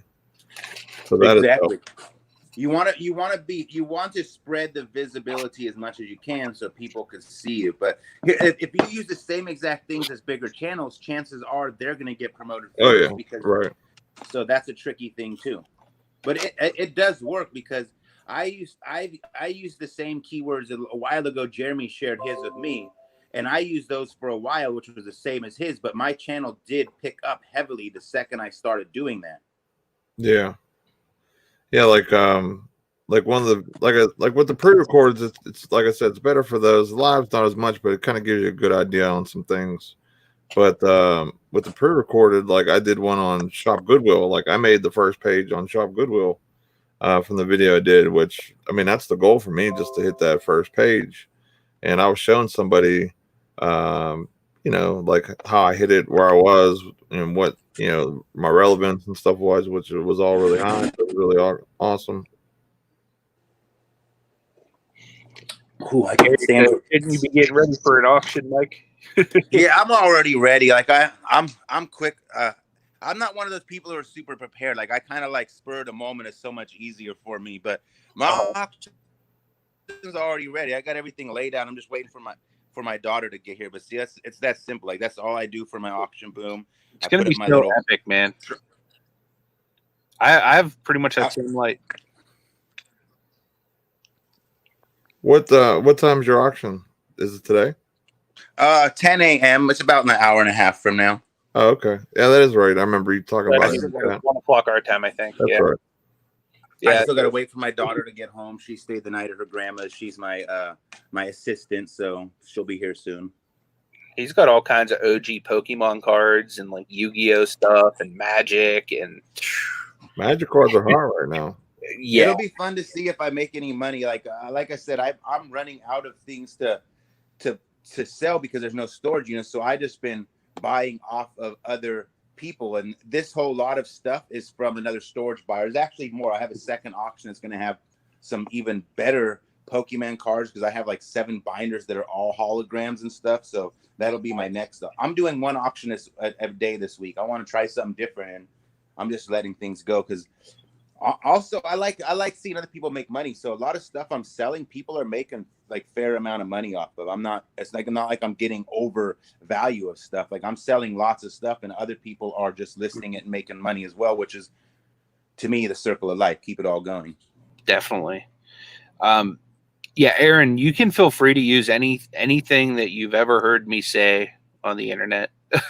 I appreciate that though. Like, yeah, but don't ever feel like I'd be upset if you did or said anything that you saw happen on my channel. If anything, it's flattering. Thank you. This would be something cool. Check this out. I'm going to auction this week. Oh, wait a minute. I haven't shown this yet, but look at this thing. I bought this from the same guy. It's a really cool that's real Harley cool. Davidson jacket, and it's got a San Quentin prison badge on it. Nice. That's awesome. I'm gonna auction this week. It's like a 1950s leather motorcycle vest. That's awesome. That will be on there this week. Are you getting a little more picky on what stuff that you're putting up for auction just for the fact that you are starting to dry up on some inventory? No, not really, because like it's weird.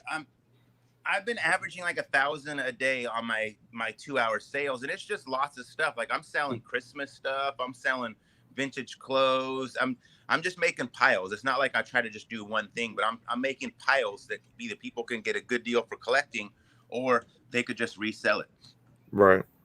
Like I sold 2 lots of vintage spandex this week for about $60 a lot. On eBay, it's like $25 an item, 10 items, but I got $60, so whatever. Did Nate get a shout out for buying that? Say what? I said, did Nate get a shout out for buying that?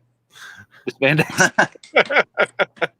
Spandex, all spandex. That's why you can't see me from the waist down. That's why I wear it on my YouTube. I have a lot of people try to get me to try it on, but I think tomorrow I'm gonna do a full-on women's auction. It's gonna be all underwear, bras, all sorts of stuff that I've got, like 90s. I've got piles of this stuff, new and used, vintage. But I'm gonna have a whole auction tomorrow. Spandex used to be my thing. Anthony used to be a wrestler, and that's my rookie card. That's his spandex rookie card. That's tight.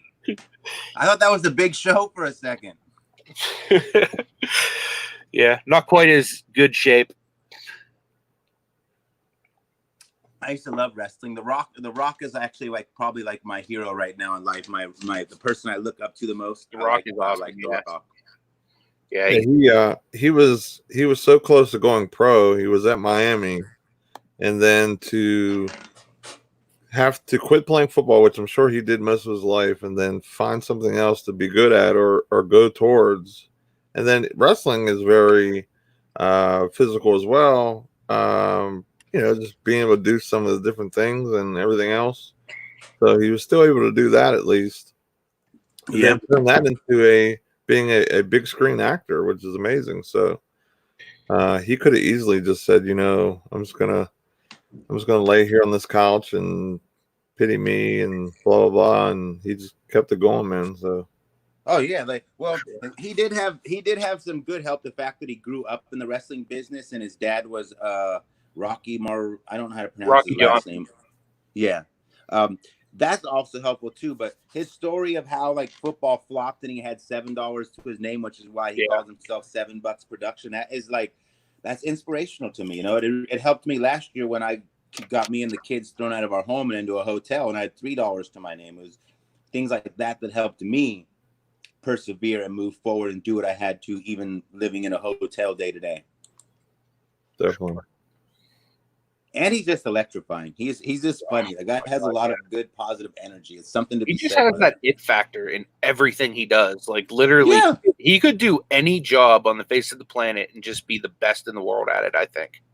Yeah, well, it's fun. He's branched out into so many things. You know, like I don't know what if he could be like, look, I have this poop, guys. We're selling poop now, made by The Rock, and it also has an Under Armour logo. It probably sell out in the damn store. You know, like it makes no sense. Some of that doo-doo brown. Yeah. It's crazy. Did we really go an hour and 35 minutes into the show without our first reference of doo-doo brown? Like, how does that happen? Yeah, Michelle said his daughter's training to be a wrestler. She is actually, I think, officially in the WWE now. That's awesome. I remember seeing her in one of his movies, and now she's in wrestling. That's crazy. Man, I feel like I'm getting old now. Yeah.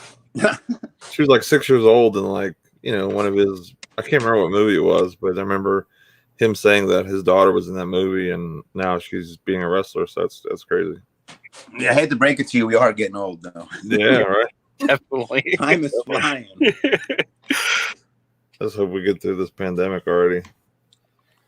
A lot of people are saying it'll probably be lifted on May 1st, but I'm not going to hold my breath. I think they're just trying to make us feel better for a week before they're like, that's another month. My wife was telling me that the Pennsylvania got pushed to the 8th of May. I'm not sure if it'll get pushed any further, but yeah, I think we're till May 8th now. That's right. KJ is Elias's cousin. I don't know if you still watch WWE, but there's a wrestler named Elias that has like a guitar and he sings. He's from Pittsburgh area. KJ's his cousin. I believe so. I watch it every now and then, but it's not the same to me. Like nothing's ever going to compare to the Stone Cold Steve Austin, The Rock beef. Like nothing, wrestling will never top those moments of history to me. Like Definitely. It's just like, that was the most epic time, especially I was younger and it was more fun to watch. But that little 2-year, 3-year period where The Rock and the Stone Cold were beefing was like just some of the best TV ever. Oh yeah, definitely. Yeah. I remember watching that. I was watching back then. I still watch it sometimes on WWE Network. Like I'll go back and watch that stuff. But that's my favorite sport to watch because it's the only one who will at least tell you they're fake. I hate watching the NFL and the NBA because I believe it's all rigged, and we're supposed to believe it's real. But if you're gonna get me to believe it, there's not a fixed outcome of that. You're gonna have a better luck get me to believe in fairies. Yeah, I mean, there's definitely some shady stuff that happens, especially in the NFL. I still watch it, though. I'm still like a big NFL, NBA guy, but yeah, I love wrestling though. Like I've been like hooked on wrestling since I was a little kid. There's definitely been a few question marks, definitely within sport. But sometimes it just. Well, we've had actual referees in front of the Supreme Court admit that they throw games and rig them for the leagues, like NBA. When the Lakers beat the Kings, the refs were paid that year to give it to the Lakers, and ever since then, I can't buy it. I just can't. Like, it's cool. I'll sit around and watch it with people, but I have more belief in wrestling because at least they say it's fun and it's fake. Yeah, something for honesty with me. So I can't watch wrestling like I used to anymore. Like after actually being like a part of the business and like actually doing it for a living, like now it's like I watch it and like I'm watching and I'm finding like their mistakes or catching them talking to each other. Or, you know what I mean? Like I'm like catching like all like the inside stuff now, and it's just, I mean, it's cool. It's like a different perspective now, but I still love watching it. It's cool though to see a lot of the guys that I came up with that are like actually in the WWE now. Like the main announcer on SmackDown, Corey Graves, he's from Pittsburgh, and I wrestled with him and his younger brother on the Indies for a while, and a lot of guys that are, either made it to TNA or NXT, like Johnny Gargano. He's from Cleveland, and I used to wrestle over in Cleveland a lot since it's only like 2.5 hours from Pittsburgh. So like a lot of like really cool people that I've seen make it, like actually had an opportunity to work with in the past. So it was always fun. Pittsburgh's a nice area. It's one of the few places I've ever been to in the country. A friend of mine grew up in Sealy and Opal, which is near Pittsburgh. Yeah. I know right and I drove back there once with him in a diesel truck to do a move job. So that's like one of the few places I've actually ever been to in this country. Dude, if you ever come back, I'm getting you a Permane Brothers sandwich. Have you ever had All one? right. I don't think so. It's like the most famous place to eat in Pittsburgh. It's like they'll give you your choice of meat on some like real good Italian bread, and then they'll throw fries and coleslaw on top of it. Yeah, I've had one of those sandwiches, but it was in Sealy and Opal. Okay. It was on the main drag in Sealy and Opal, and it was. Yeah. I don't even like coleslaw, but it was like a tri-tip sandwich with coleslaw, and it was actually pretty dang good. Yeah, me and Anthony are starting to get into storage lockers, so we would love to have you come up to Pittsburgh or something like that, man. Yeah, I'm gonna try to make it out that way one of these days soon. Before the whole pandemic, I was getting ready to like make like kind of like a tour, because I have several YouTubers on the East Coast I was gonna meet up with. I'm trying to do a collab with Tucker and Blue Bus Dave. Nice. I'm trying to do a video with my buddy Mikey from New York Storage Wars, who's also in that area. So I'm trying to make it out that way, because I got a list of people I'm trying to meet up with. Yeah, if you do, man, let us know, and me and Anthony would try, even if it's going out of our area and going towards that way, and do something like a bigger collab or something. We'd be definitely interested in doing something like that if you'd want to. Yep. I got a spare room too, man. So if you're ever in the Berg, I'll put you up. Hey guys, hold on 1 second. I'm just gonna turn the audio off for 1 second. Do your thing.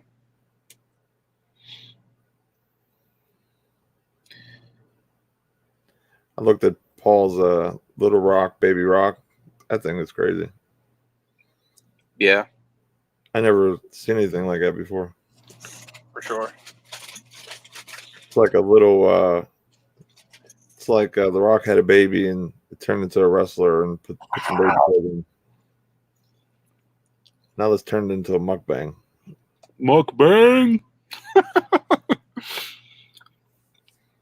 Here, I'll share my screen.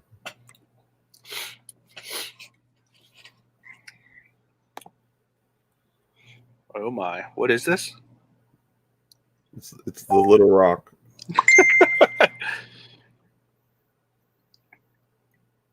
The Rock says. Who's telling that? Paul, Gate City Picker. That's awesome. That's crazy. I never in a million years thought I'd ever see something like that. Yeah, who's gonna go buy that off of Paul? That's what I want to know. Someone who loves The Rock, that's for sure. Or loves wrestling. I mean, it's a wrestling item. Yeah. I gotta check out Paul's store.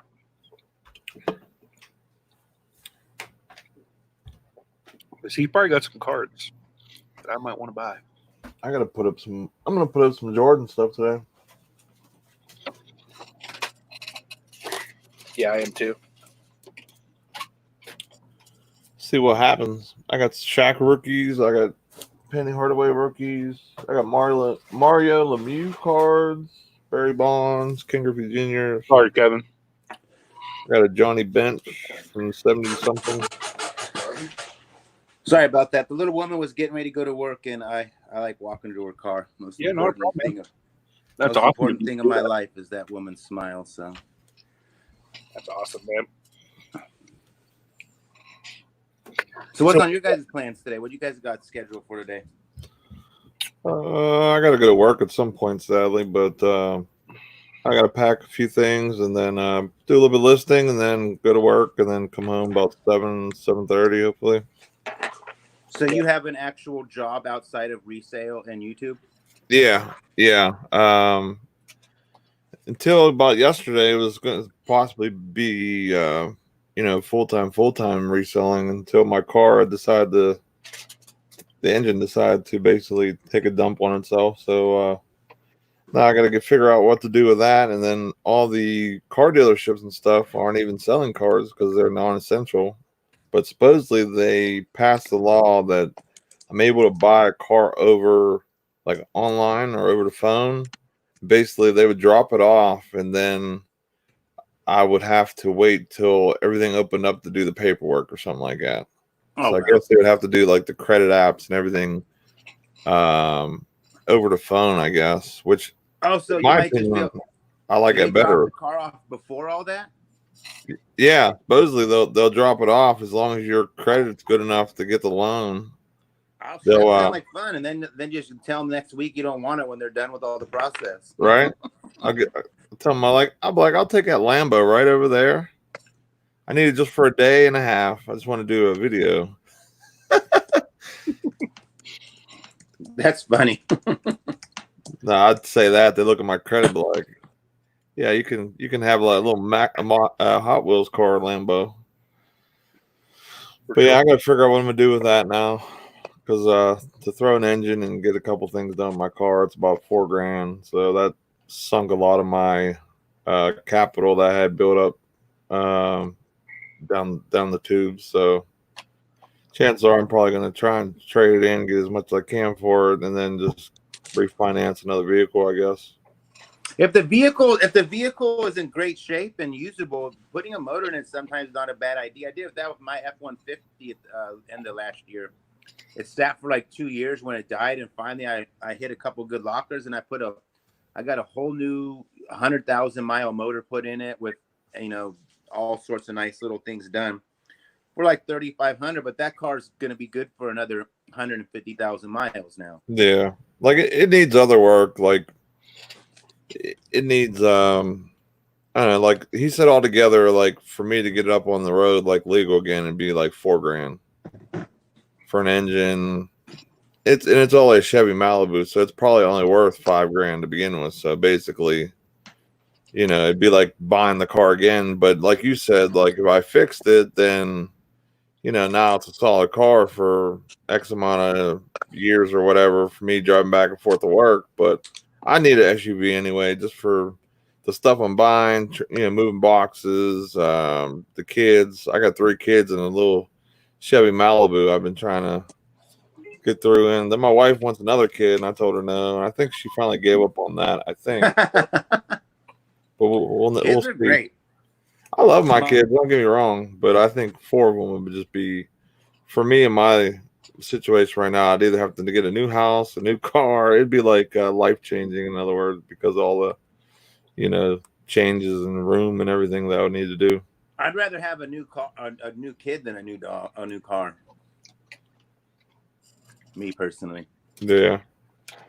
My girlfriend wants another dog because I got her a dog in November, and she's like always like, let's get another one. I'm like, because I'm not a big fan of dogs. Like I don't hate animals, but pets bug me. Like they're more needier than a kid, and I don't feel the same reward. Like I'd rather raise something that's going to potentially cure cancer or solve world hunger or something. A dog, you can put all the effort into it, but the best it's going to do is get you a slipper or a bone. I'd rather just have a new kid. So, but I'm probably never going to get one. I'm 40. I'm 41. Am I 41 now? I forget my age. I forget how do you guys ever forget your age? 35. 35. Yeah, I forget mine sometimes. I forget if I'm 40 or 30, 42. I think before I hit the 35 mark, I think I had that happen a few times. But since I'm at like a nice, plateau 35, it's pretty easy to remember. Paul says you love your kids till they unplug your internet, Nate. Yeah, definitely. Oh, my kids know better than that. My kids know. I've had full custody of my kids for like 5 years, so they don't see their mom. They don't go to her. They've been stuck with my annoying self for so long. They know they don't bug me when I'm doing lives. They know they don't bug me when I'm editing. But yeah, they're funny. Plus, I'll do the same to them. My son is hooked on that Fortnite. Like he plays like 27 hours a day. My nephews are like that too. That's like all they do now that they're in lockdown is Fortnite. Oh, it's so annoying. Like I get so mad at my son because you know how some people like they want to rush certain things, so they want to get back to this, and he does everything so half. I don't know how the good word to use instead of a word, but he does everything so Mickey Mouse. Like you don't put any, like taking the garbage out. Can't just put the bag in properly. Like the game will be there when you get back. You played 700 rounds today. You can just wait and oh my God. And the little fits, you ever see a kid get mad when he sucks at a video game? Like they think they're really good, but they keep dying and getting like 15th place and they suck and they just throw little tantrums. Oh my God. They'll blame it on you for using all the bandwidth of the internet. Like I'm lagging out for you. Oh, he's so technical. Like literally, we've been slowly upgrading his system because he thinks he's gonna win the World Cup and win us $3 million, right? So you know, I like his faith. I believe you only are going to achieve what you believe, right? So he actually in his head believes he has a chance. So I've narrowed it down to the fact that if he doesn't have the best possible system, he'll have an excuse as to why he lost. And I want him to understand if he lost, it's because he sucks. So I try to get him all of the best possible things so that if he ever does get to this moment and he loses, he realizes that he's not that good and moves forward, and he can't blame it on a memory card or a graphics card.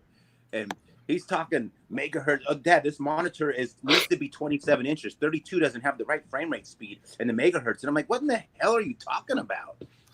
Don't you just got to get Mario to jump on the flag? Like what what is all this? Yeah. That's funny.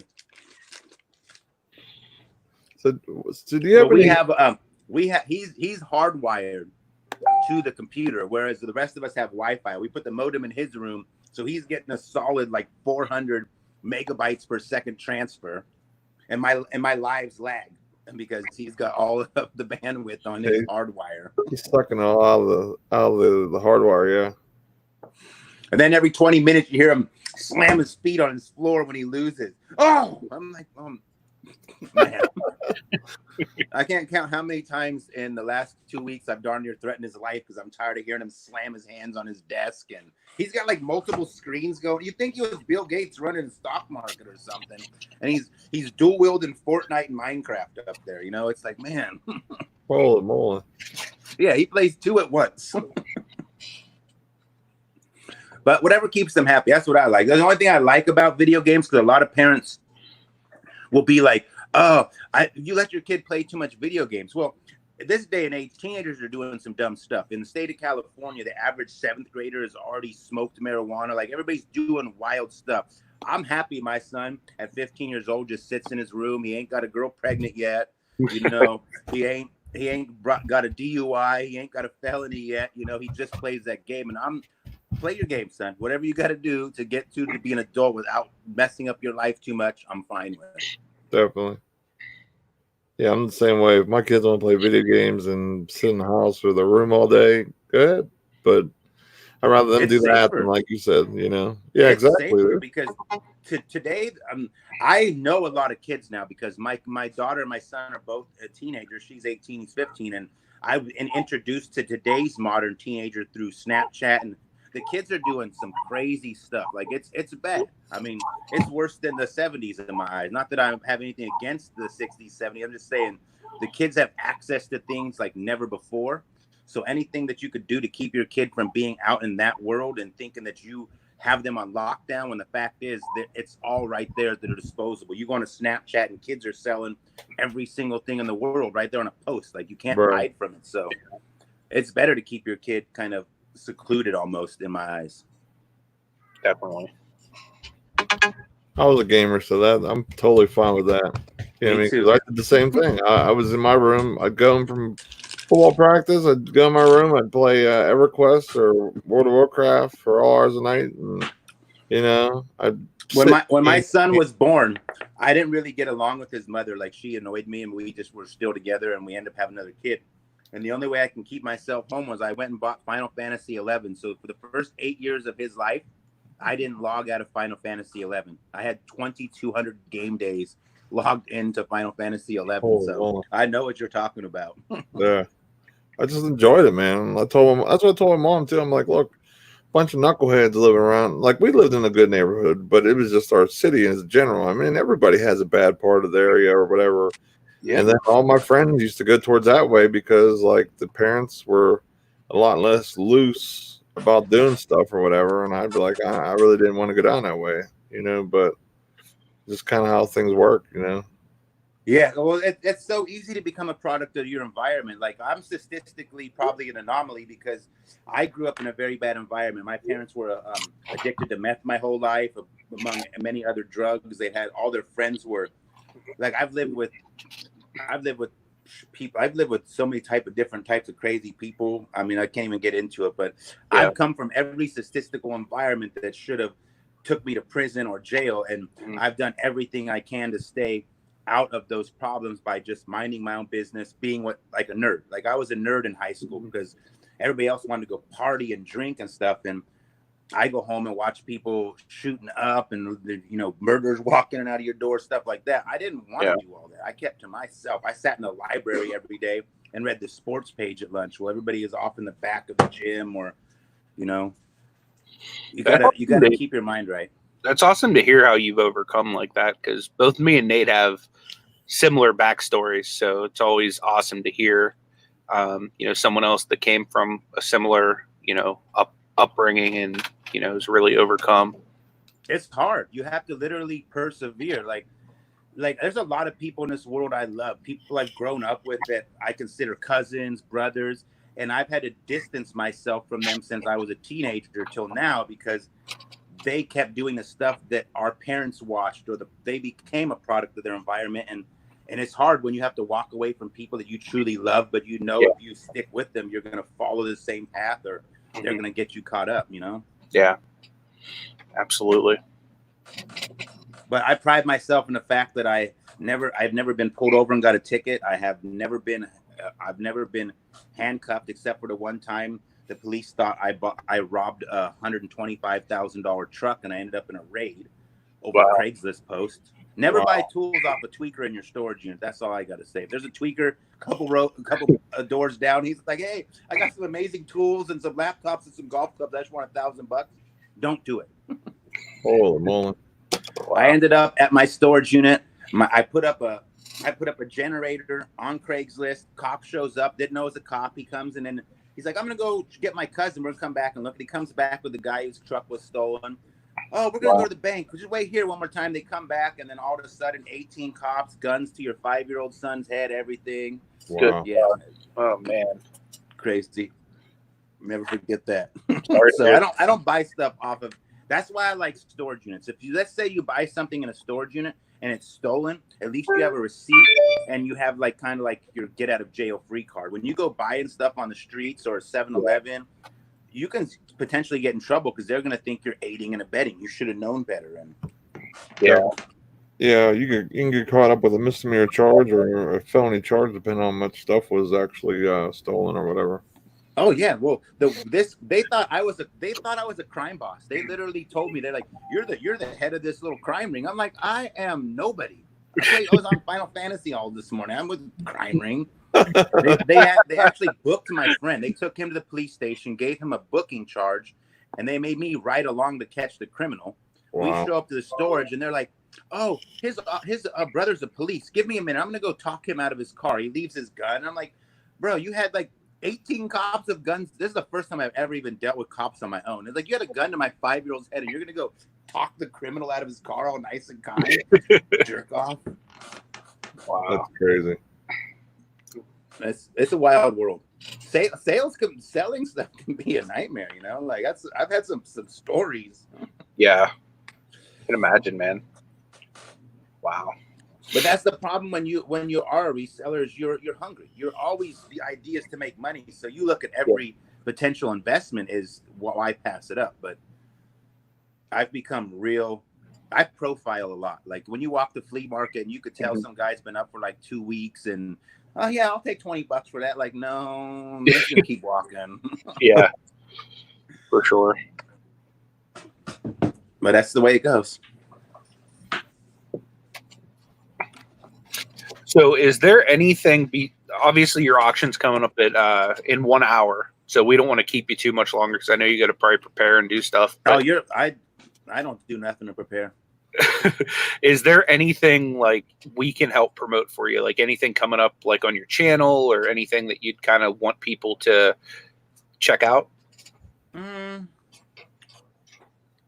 Not nothing needs to be highlighted. Like I'm a pretty cut and dry person.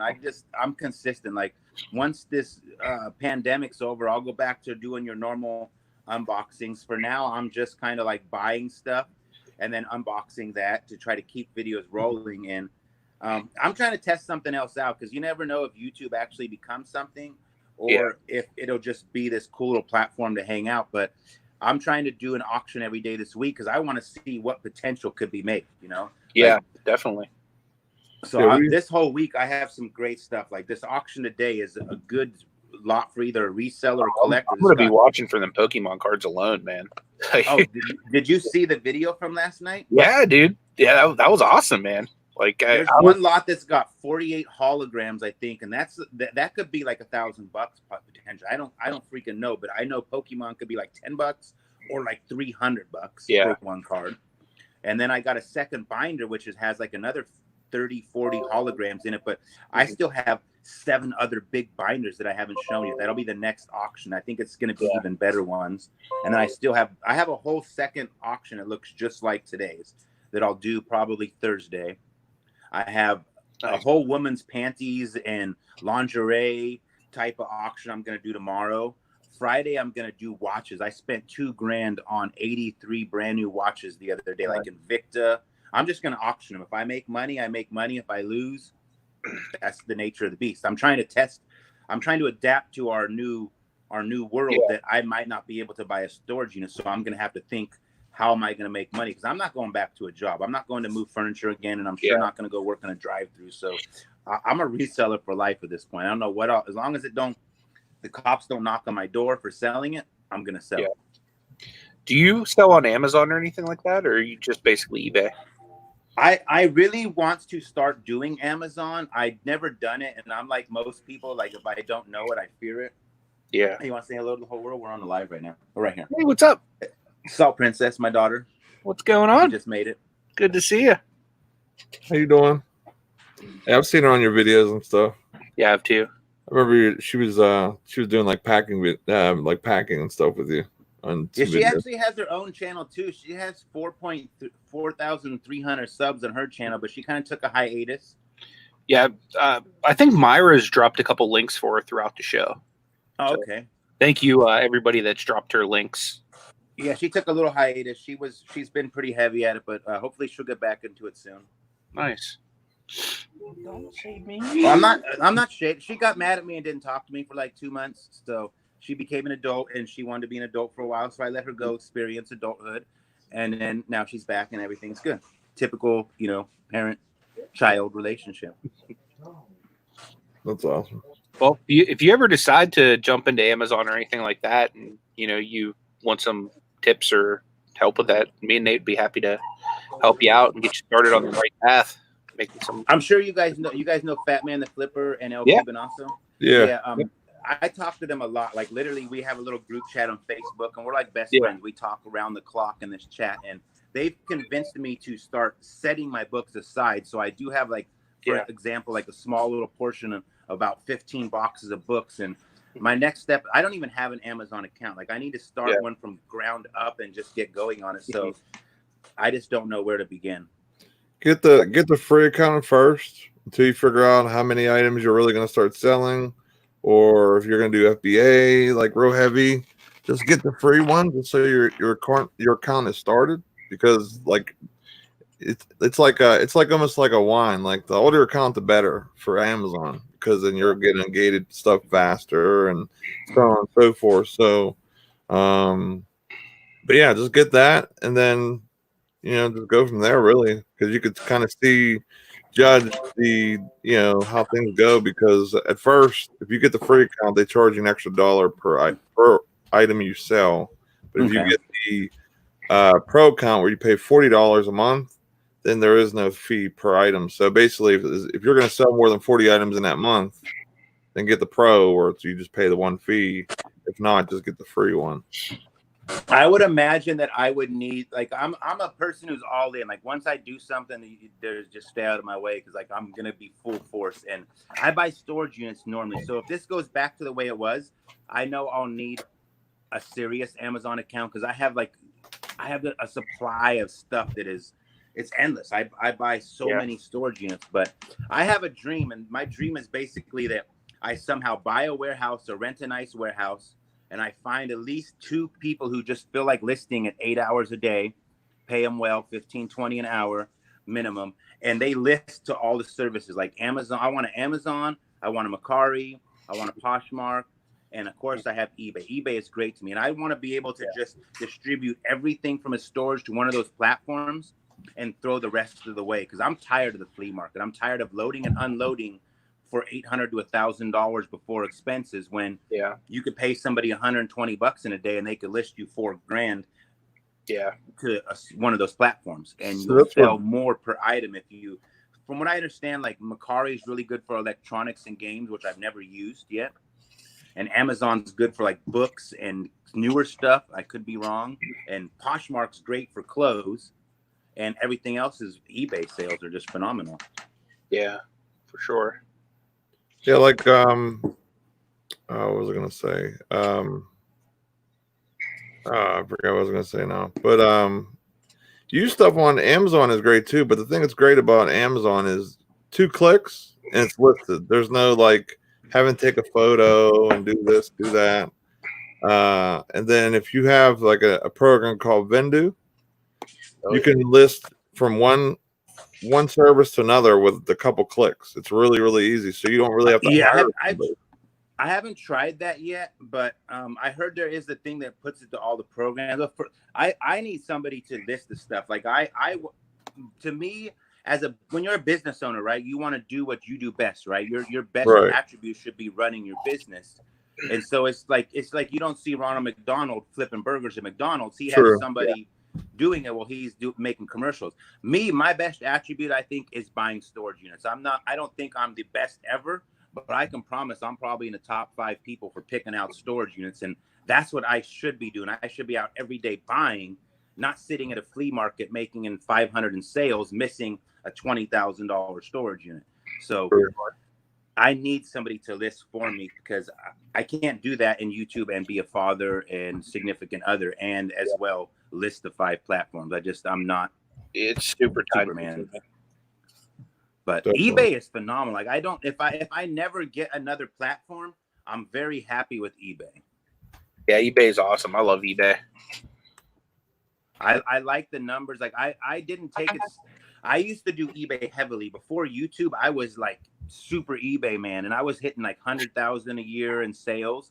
And then when I took YouTube seriously, I fell under 15 grand a year in eBay sales, and I can feel the impact of money coming in when I was focused on YouTube, which was not making me near what eBay was making me in sales.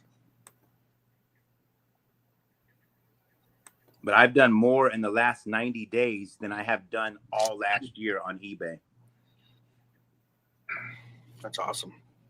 It's been crazy. I'll show you real quick. I don't mind showing. This is my numbers for the last 90 days right here. That's awesome, man.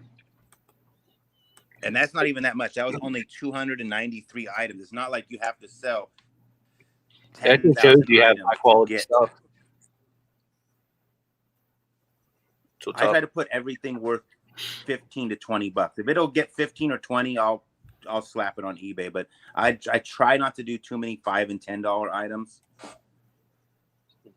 Yeah, I don't. Then again, what is it, like $4,800 $20 bills get you $1 million? I forget what I figured it out, but don't underestimate $15 and $10 bills, because you sell enough of those a day. Yep. Oh, for sure. Just like back in the day, I'd accept change on the corner. Well, yeah, exactly. I mean, if you put up 5 $15 items in an hour, that's like what, $75? Yeah. Where else can you make $75 an hour? Yeah, exactly. Anywhere you could. I can't find a $75 an hour job. Gary says 23K. Is that it? He says, yeah, you did better than I did in the last 90 days. That's for sure. And I'm on like 5 different platforms. most of that is the last month. My last 31 days are 12,300, and the other 2 months was the other half of that. But I'm not. Yeah. I just started taking eBay serious again. I did 14,700 all of 2019. That's not very much. Yeah, for sure. If you're a good reseller and you buy if you buy storage units like 5-10 a month, you should be doing 10,000 easily a month on eBay. If you're trying to be wise and productive. For sure. Yeah, that's one thing me and Nate are definitely trying to get into is storage. We've been doing a lot of scouting, and I was bidding on a few units all the way up to the pandemic, and then like literally everything PA just like got shut down. The easiest way to do storage units is just buy one.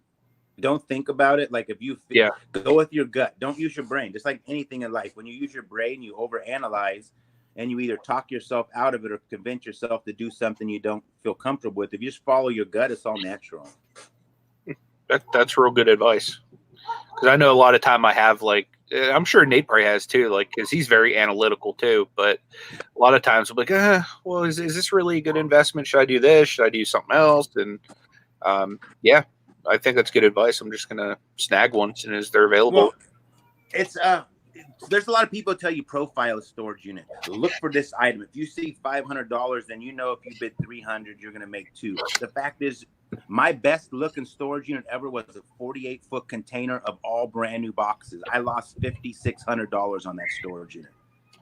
Damn. And I've bought units for $800. People laughed at me, told me I'm an idiot, and I found $26,000 in cash. There is no rhyme or reason to a storage unit because you're talking human psychology. You have to what I do is I put myself as a mover. I spent 20 years and I study people, right?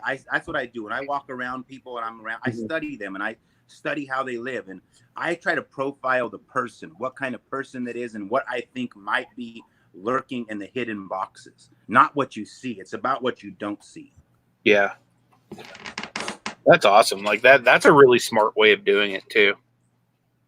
Well, you almost are never going to lose on a storage unit. I'm not going to say you're not, but I've bought in probably 1,500 storage units in my career, and I've lost on 35 of them. Wow. That's a granted. I've only made a couple $100 profit for like a week or two of work. It's still profit, you know. Yeah, right. For sure.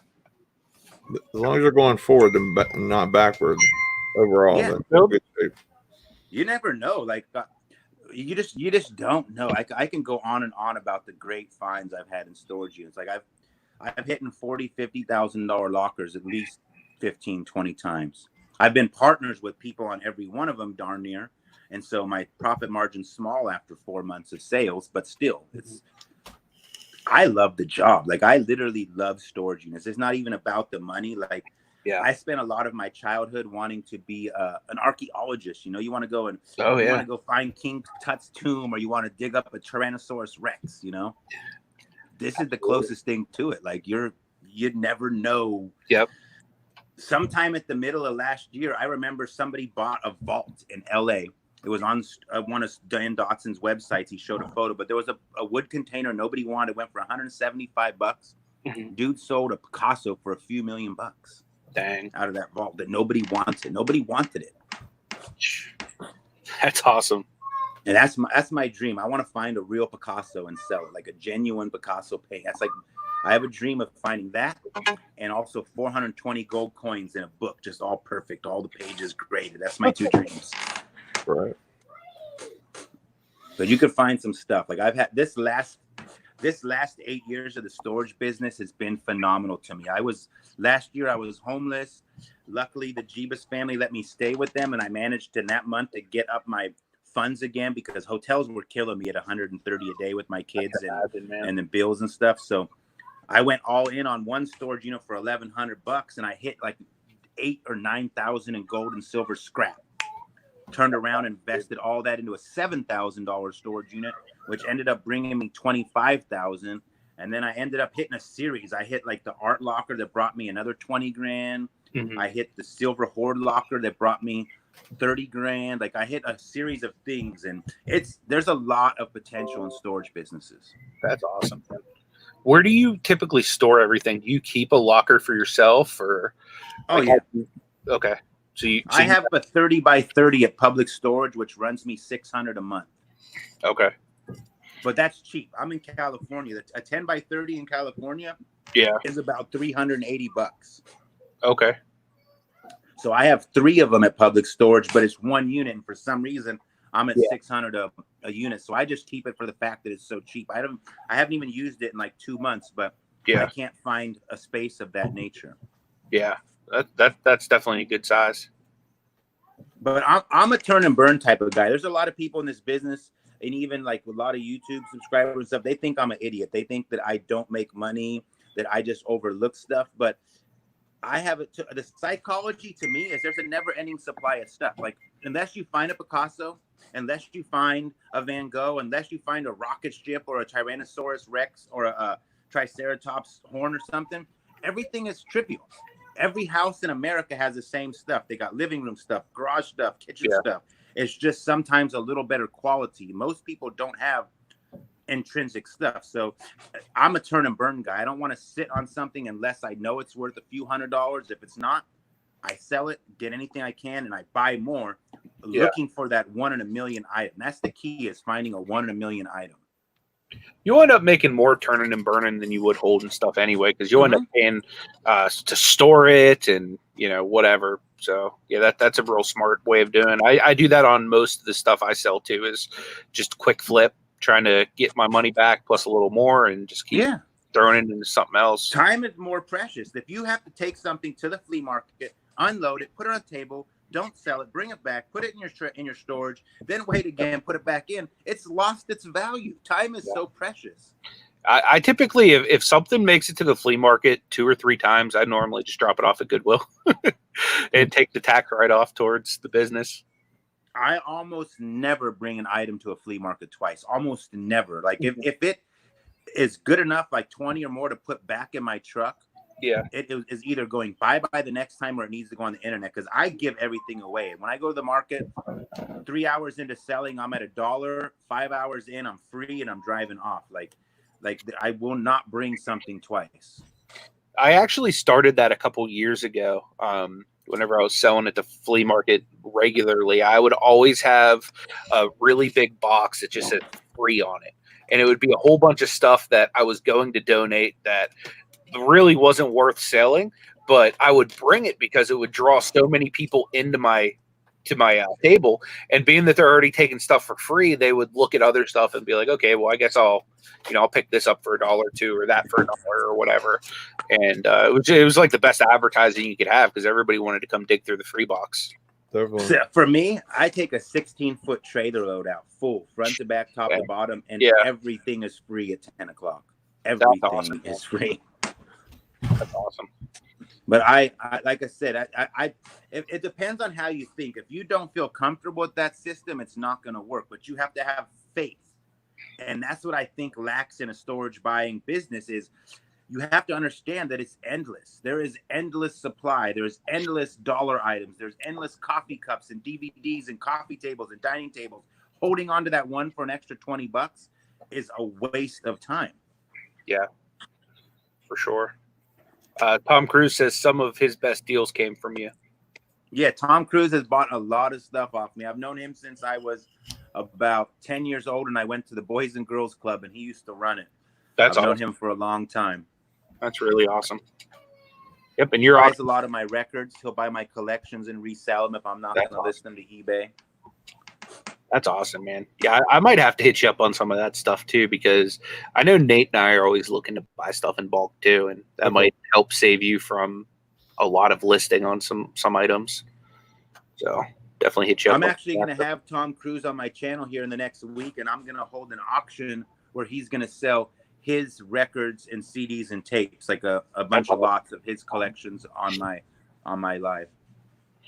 Yeah, I really appreciate you coming on today, man. Like it's been really cool just getting to like talk to you on a personal level and get to know you better. And dude, like I feel like I've gleaned so much information that's going to help me not only with storage units, but with helping to grow the YouTube channel as well. So I really do appreciate you taking the time out to just kind of share your knowledge with us and hang out, man. Like that's been amazing. Awesome. For sure. I like sharing my knowledge. Like I said, it's all opinion. Not everything works the same for everybody else, but every thoughts become things. That is my basic concept of life. It's all what you believe. If you don't believe something, you can't achieve it. So I have faith in myself, and I have faith that there will always be something coming tomorrow in a storage business. It's always possible. There was a guy last year, towards the end of the year, bought a homeless unit. Nothing in there. Everybody laughed and found $26,000 in cash. Wow. You never freaking know. Yeah. Jack Lockernuts was at an auction last year, and he stopped bidding on the unit. It went up to 2,000. Person found $100,000 in silver, gold, and coins, and a unit that everybody just laughed at the person for buying. Like, you just don't know. It's nuts. Last year there was a 1932 Duesenberg who sold for $6,000. Everybody laughed at the guy. He got $325,000 for the damn car. That's awesome. Yeah. There's potential, but for the most part, this business is work. Like, I honestly, I don't care if everybody joined the business. I don't care if there's 10,000 people at the auction, because if I want something, I'm going to get it with what it costs. Yeah. But it's work. Not everybody's cut out for the storage business. No offense to those who are not cut out for it, but it's a lifestyle. That's why I say hustle, grind, and wine is not a motto. It's a way of life. This business it's a lifestyle. You become married to the job. It's relentless. It's never ending. It's physical, and you must study markets. And so it's not meant for everybody. Hey, thanks, Tom. I appreciate that, man. He says that me and you have awesome channels, Nate. Good reason to set his alarm early in the morning. I appreciate that. Thank you, man. Definitely means a lot. Tom Cruise. Yep, but I think we're going to go ahead and shut it down, because I want to make sure that you have enough time to do whatever you need to do for your auction. I will definitely be there. I got to pack some orders, so I'm going to sit here and definitely watch your auction. I know Hip Flippin' Mama wanted to say hi to you too, so I'm going to bring her in for a minute just so she can say hi to you. And because she normally comes and hangs out with us after the show anyway, so she wanted to come say hi. Hi, Mike. What's up? I want to say two things. Okay. How much do you like boxing? Like the actual sport of boxing? Yes. Like, do you watch boxing? I need a boxing buddy. To be honest, I grew up watching Mike Tyson fights, and I remember one time we paid like $134 to watch Mike Tyson knock out Michael Spinks in like 7 seconds. Yes. And ever since then, I felt like boxing is somewhat rigged to a level. Well, it wasn't rigged in the Tyson era, but it certainly got some riggability now. It's all about the rematches and the pay-per-views. And I personally can't stand Mayweather, and somehow he's managed to make this great career. I can't. I don't think he's that good. I can't stand him either. The boys know. My boys know. I can't stand him either, huh, guys? I wanted so bad for McGregor to win just because I can't stand. That guy's not that good. He doesn't deserve to be considered the best boxer ever.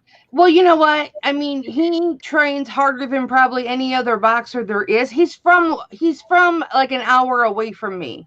Okay. He trains like an hour away from me, but I mean, I give him props on his work ethic. He trains harder than any other boxer. He deserves the skill that he has.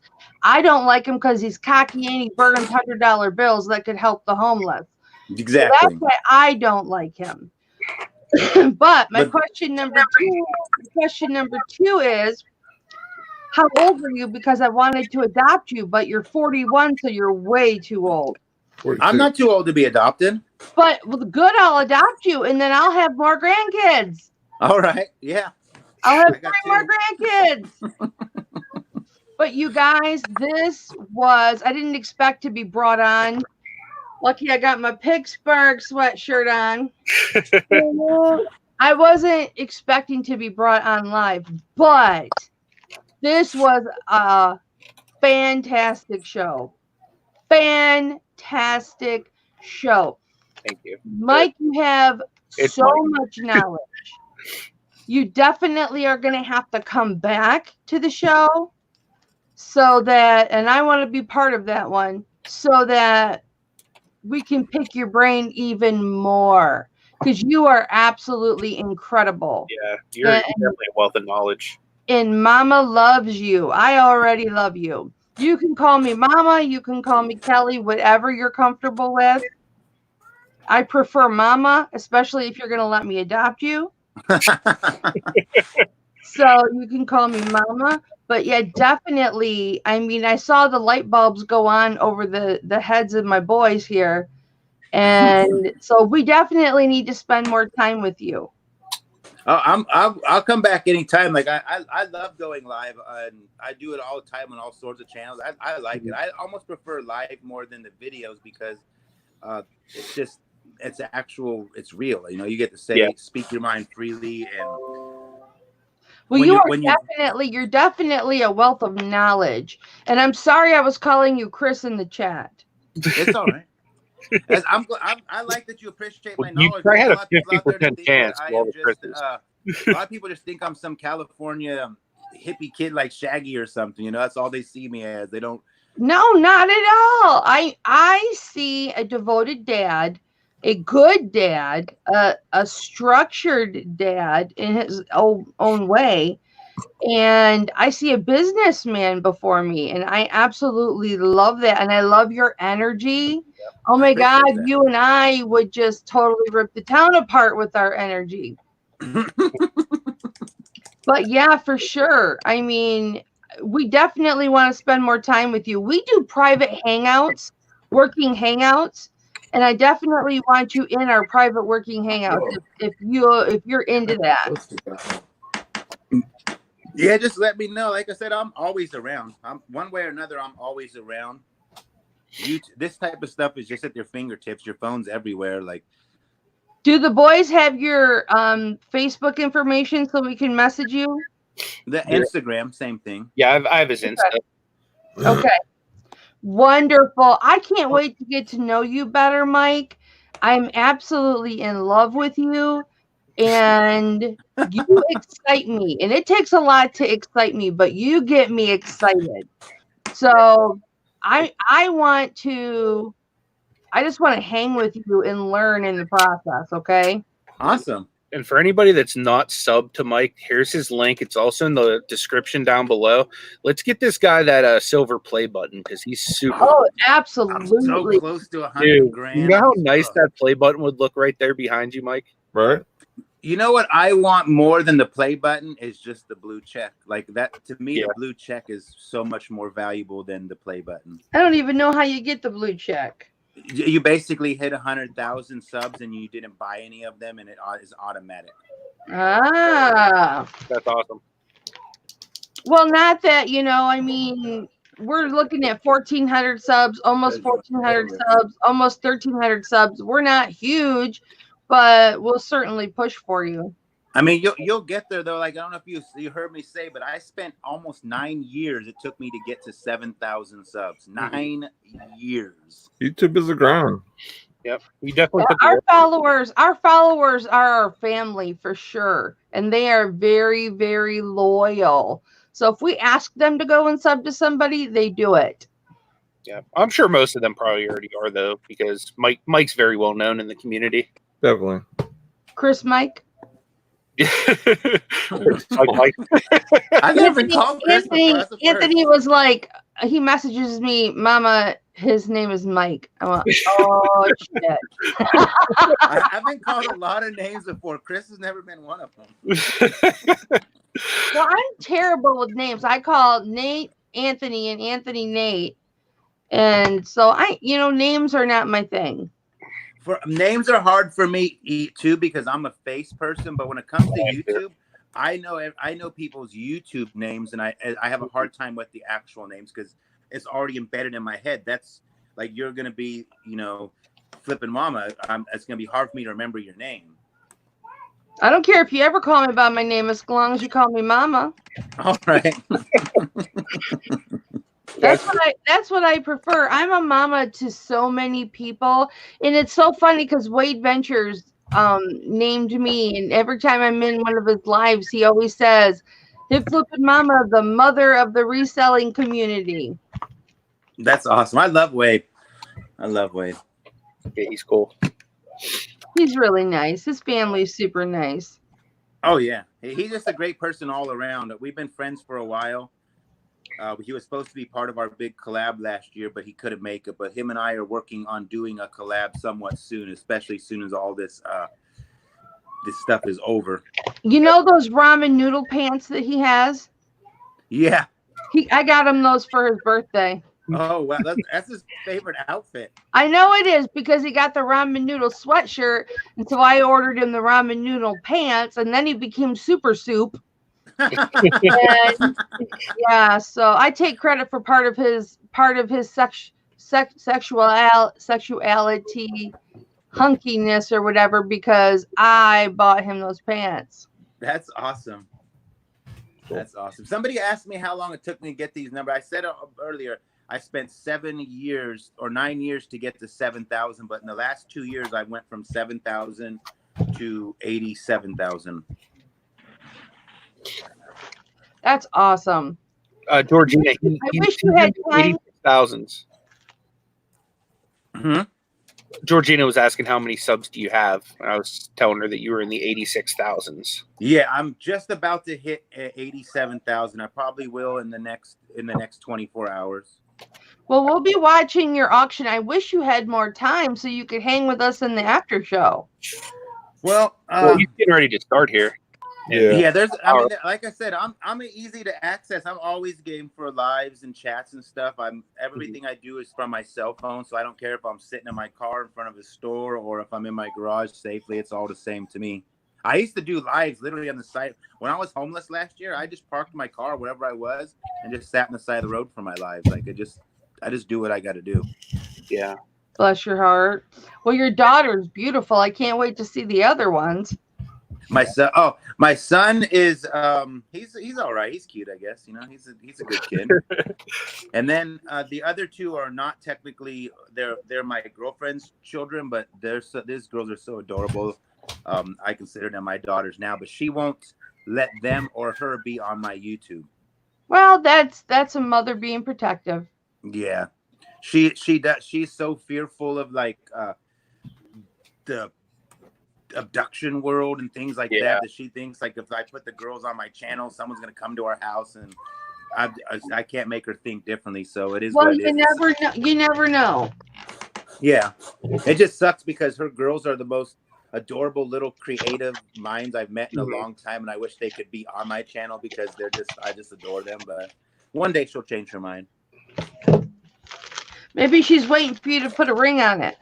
Oh no, I think every time I even mention something like that, it seems like she gets awkward. I'd marry her right now. I'd go live right now and marry her this second. Isn't even a hesitation.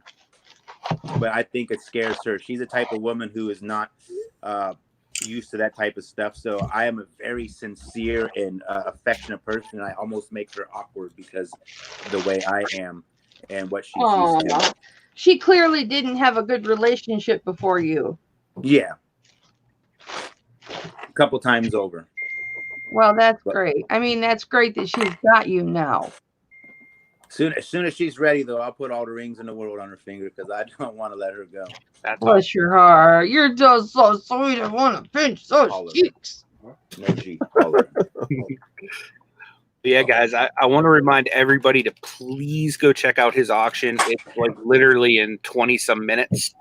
So there'll be some fun lots. There'll be some fun lots. There's some video game stuff for the kids. There's movie lots for entertainment, CD lots for entertainment. There's Magic and Pokemon cards for resale or collectability. It'll be fun.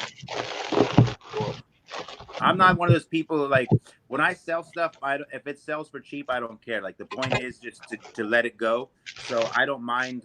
I'm not there trying to milk the auction to go for like an extra 10 minutes to get another $10. I just sell it and move on. So there's a lot of deals have been being made on my auctions lately. Awesome. I can't wait. All right. Well, cool. Baby, it was so nice to talk to you. I wanted to talk to you so badly. Thank you, Anthony, for bringing me in. I didn't expect you to do it live. Well, I figured he might jump out, so I figured if you wanted to say hi, and then we'd end the live. That's my Anthony looking out for me, so I can jump on another guy and adopt him. But I appreciate everybody checking out the show. Tomorrow we're going to be on Nate's channel at 10 a.m. Eastern. So make sure you're subscribed to him. His link's down below as well. But again, guys, leave us a thumbs up for Mike. And if you haven't, please go subscribe to his channel because he's a wealth of knowledge and he's awesome. Absolutely. Thank you, guys. I appreciate it. I guess I'm gonna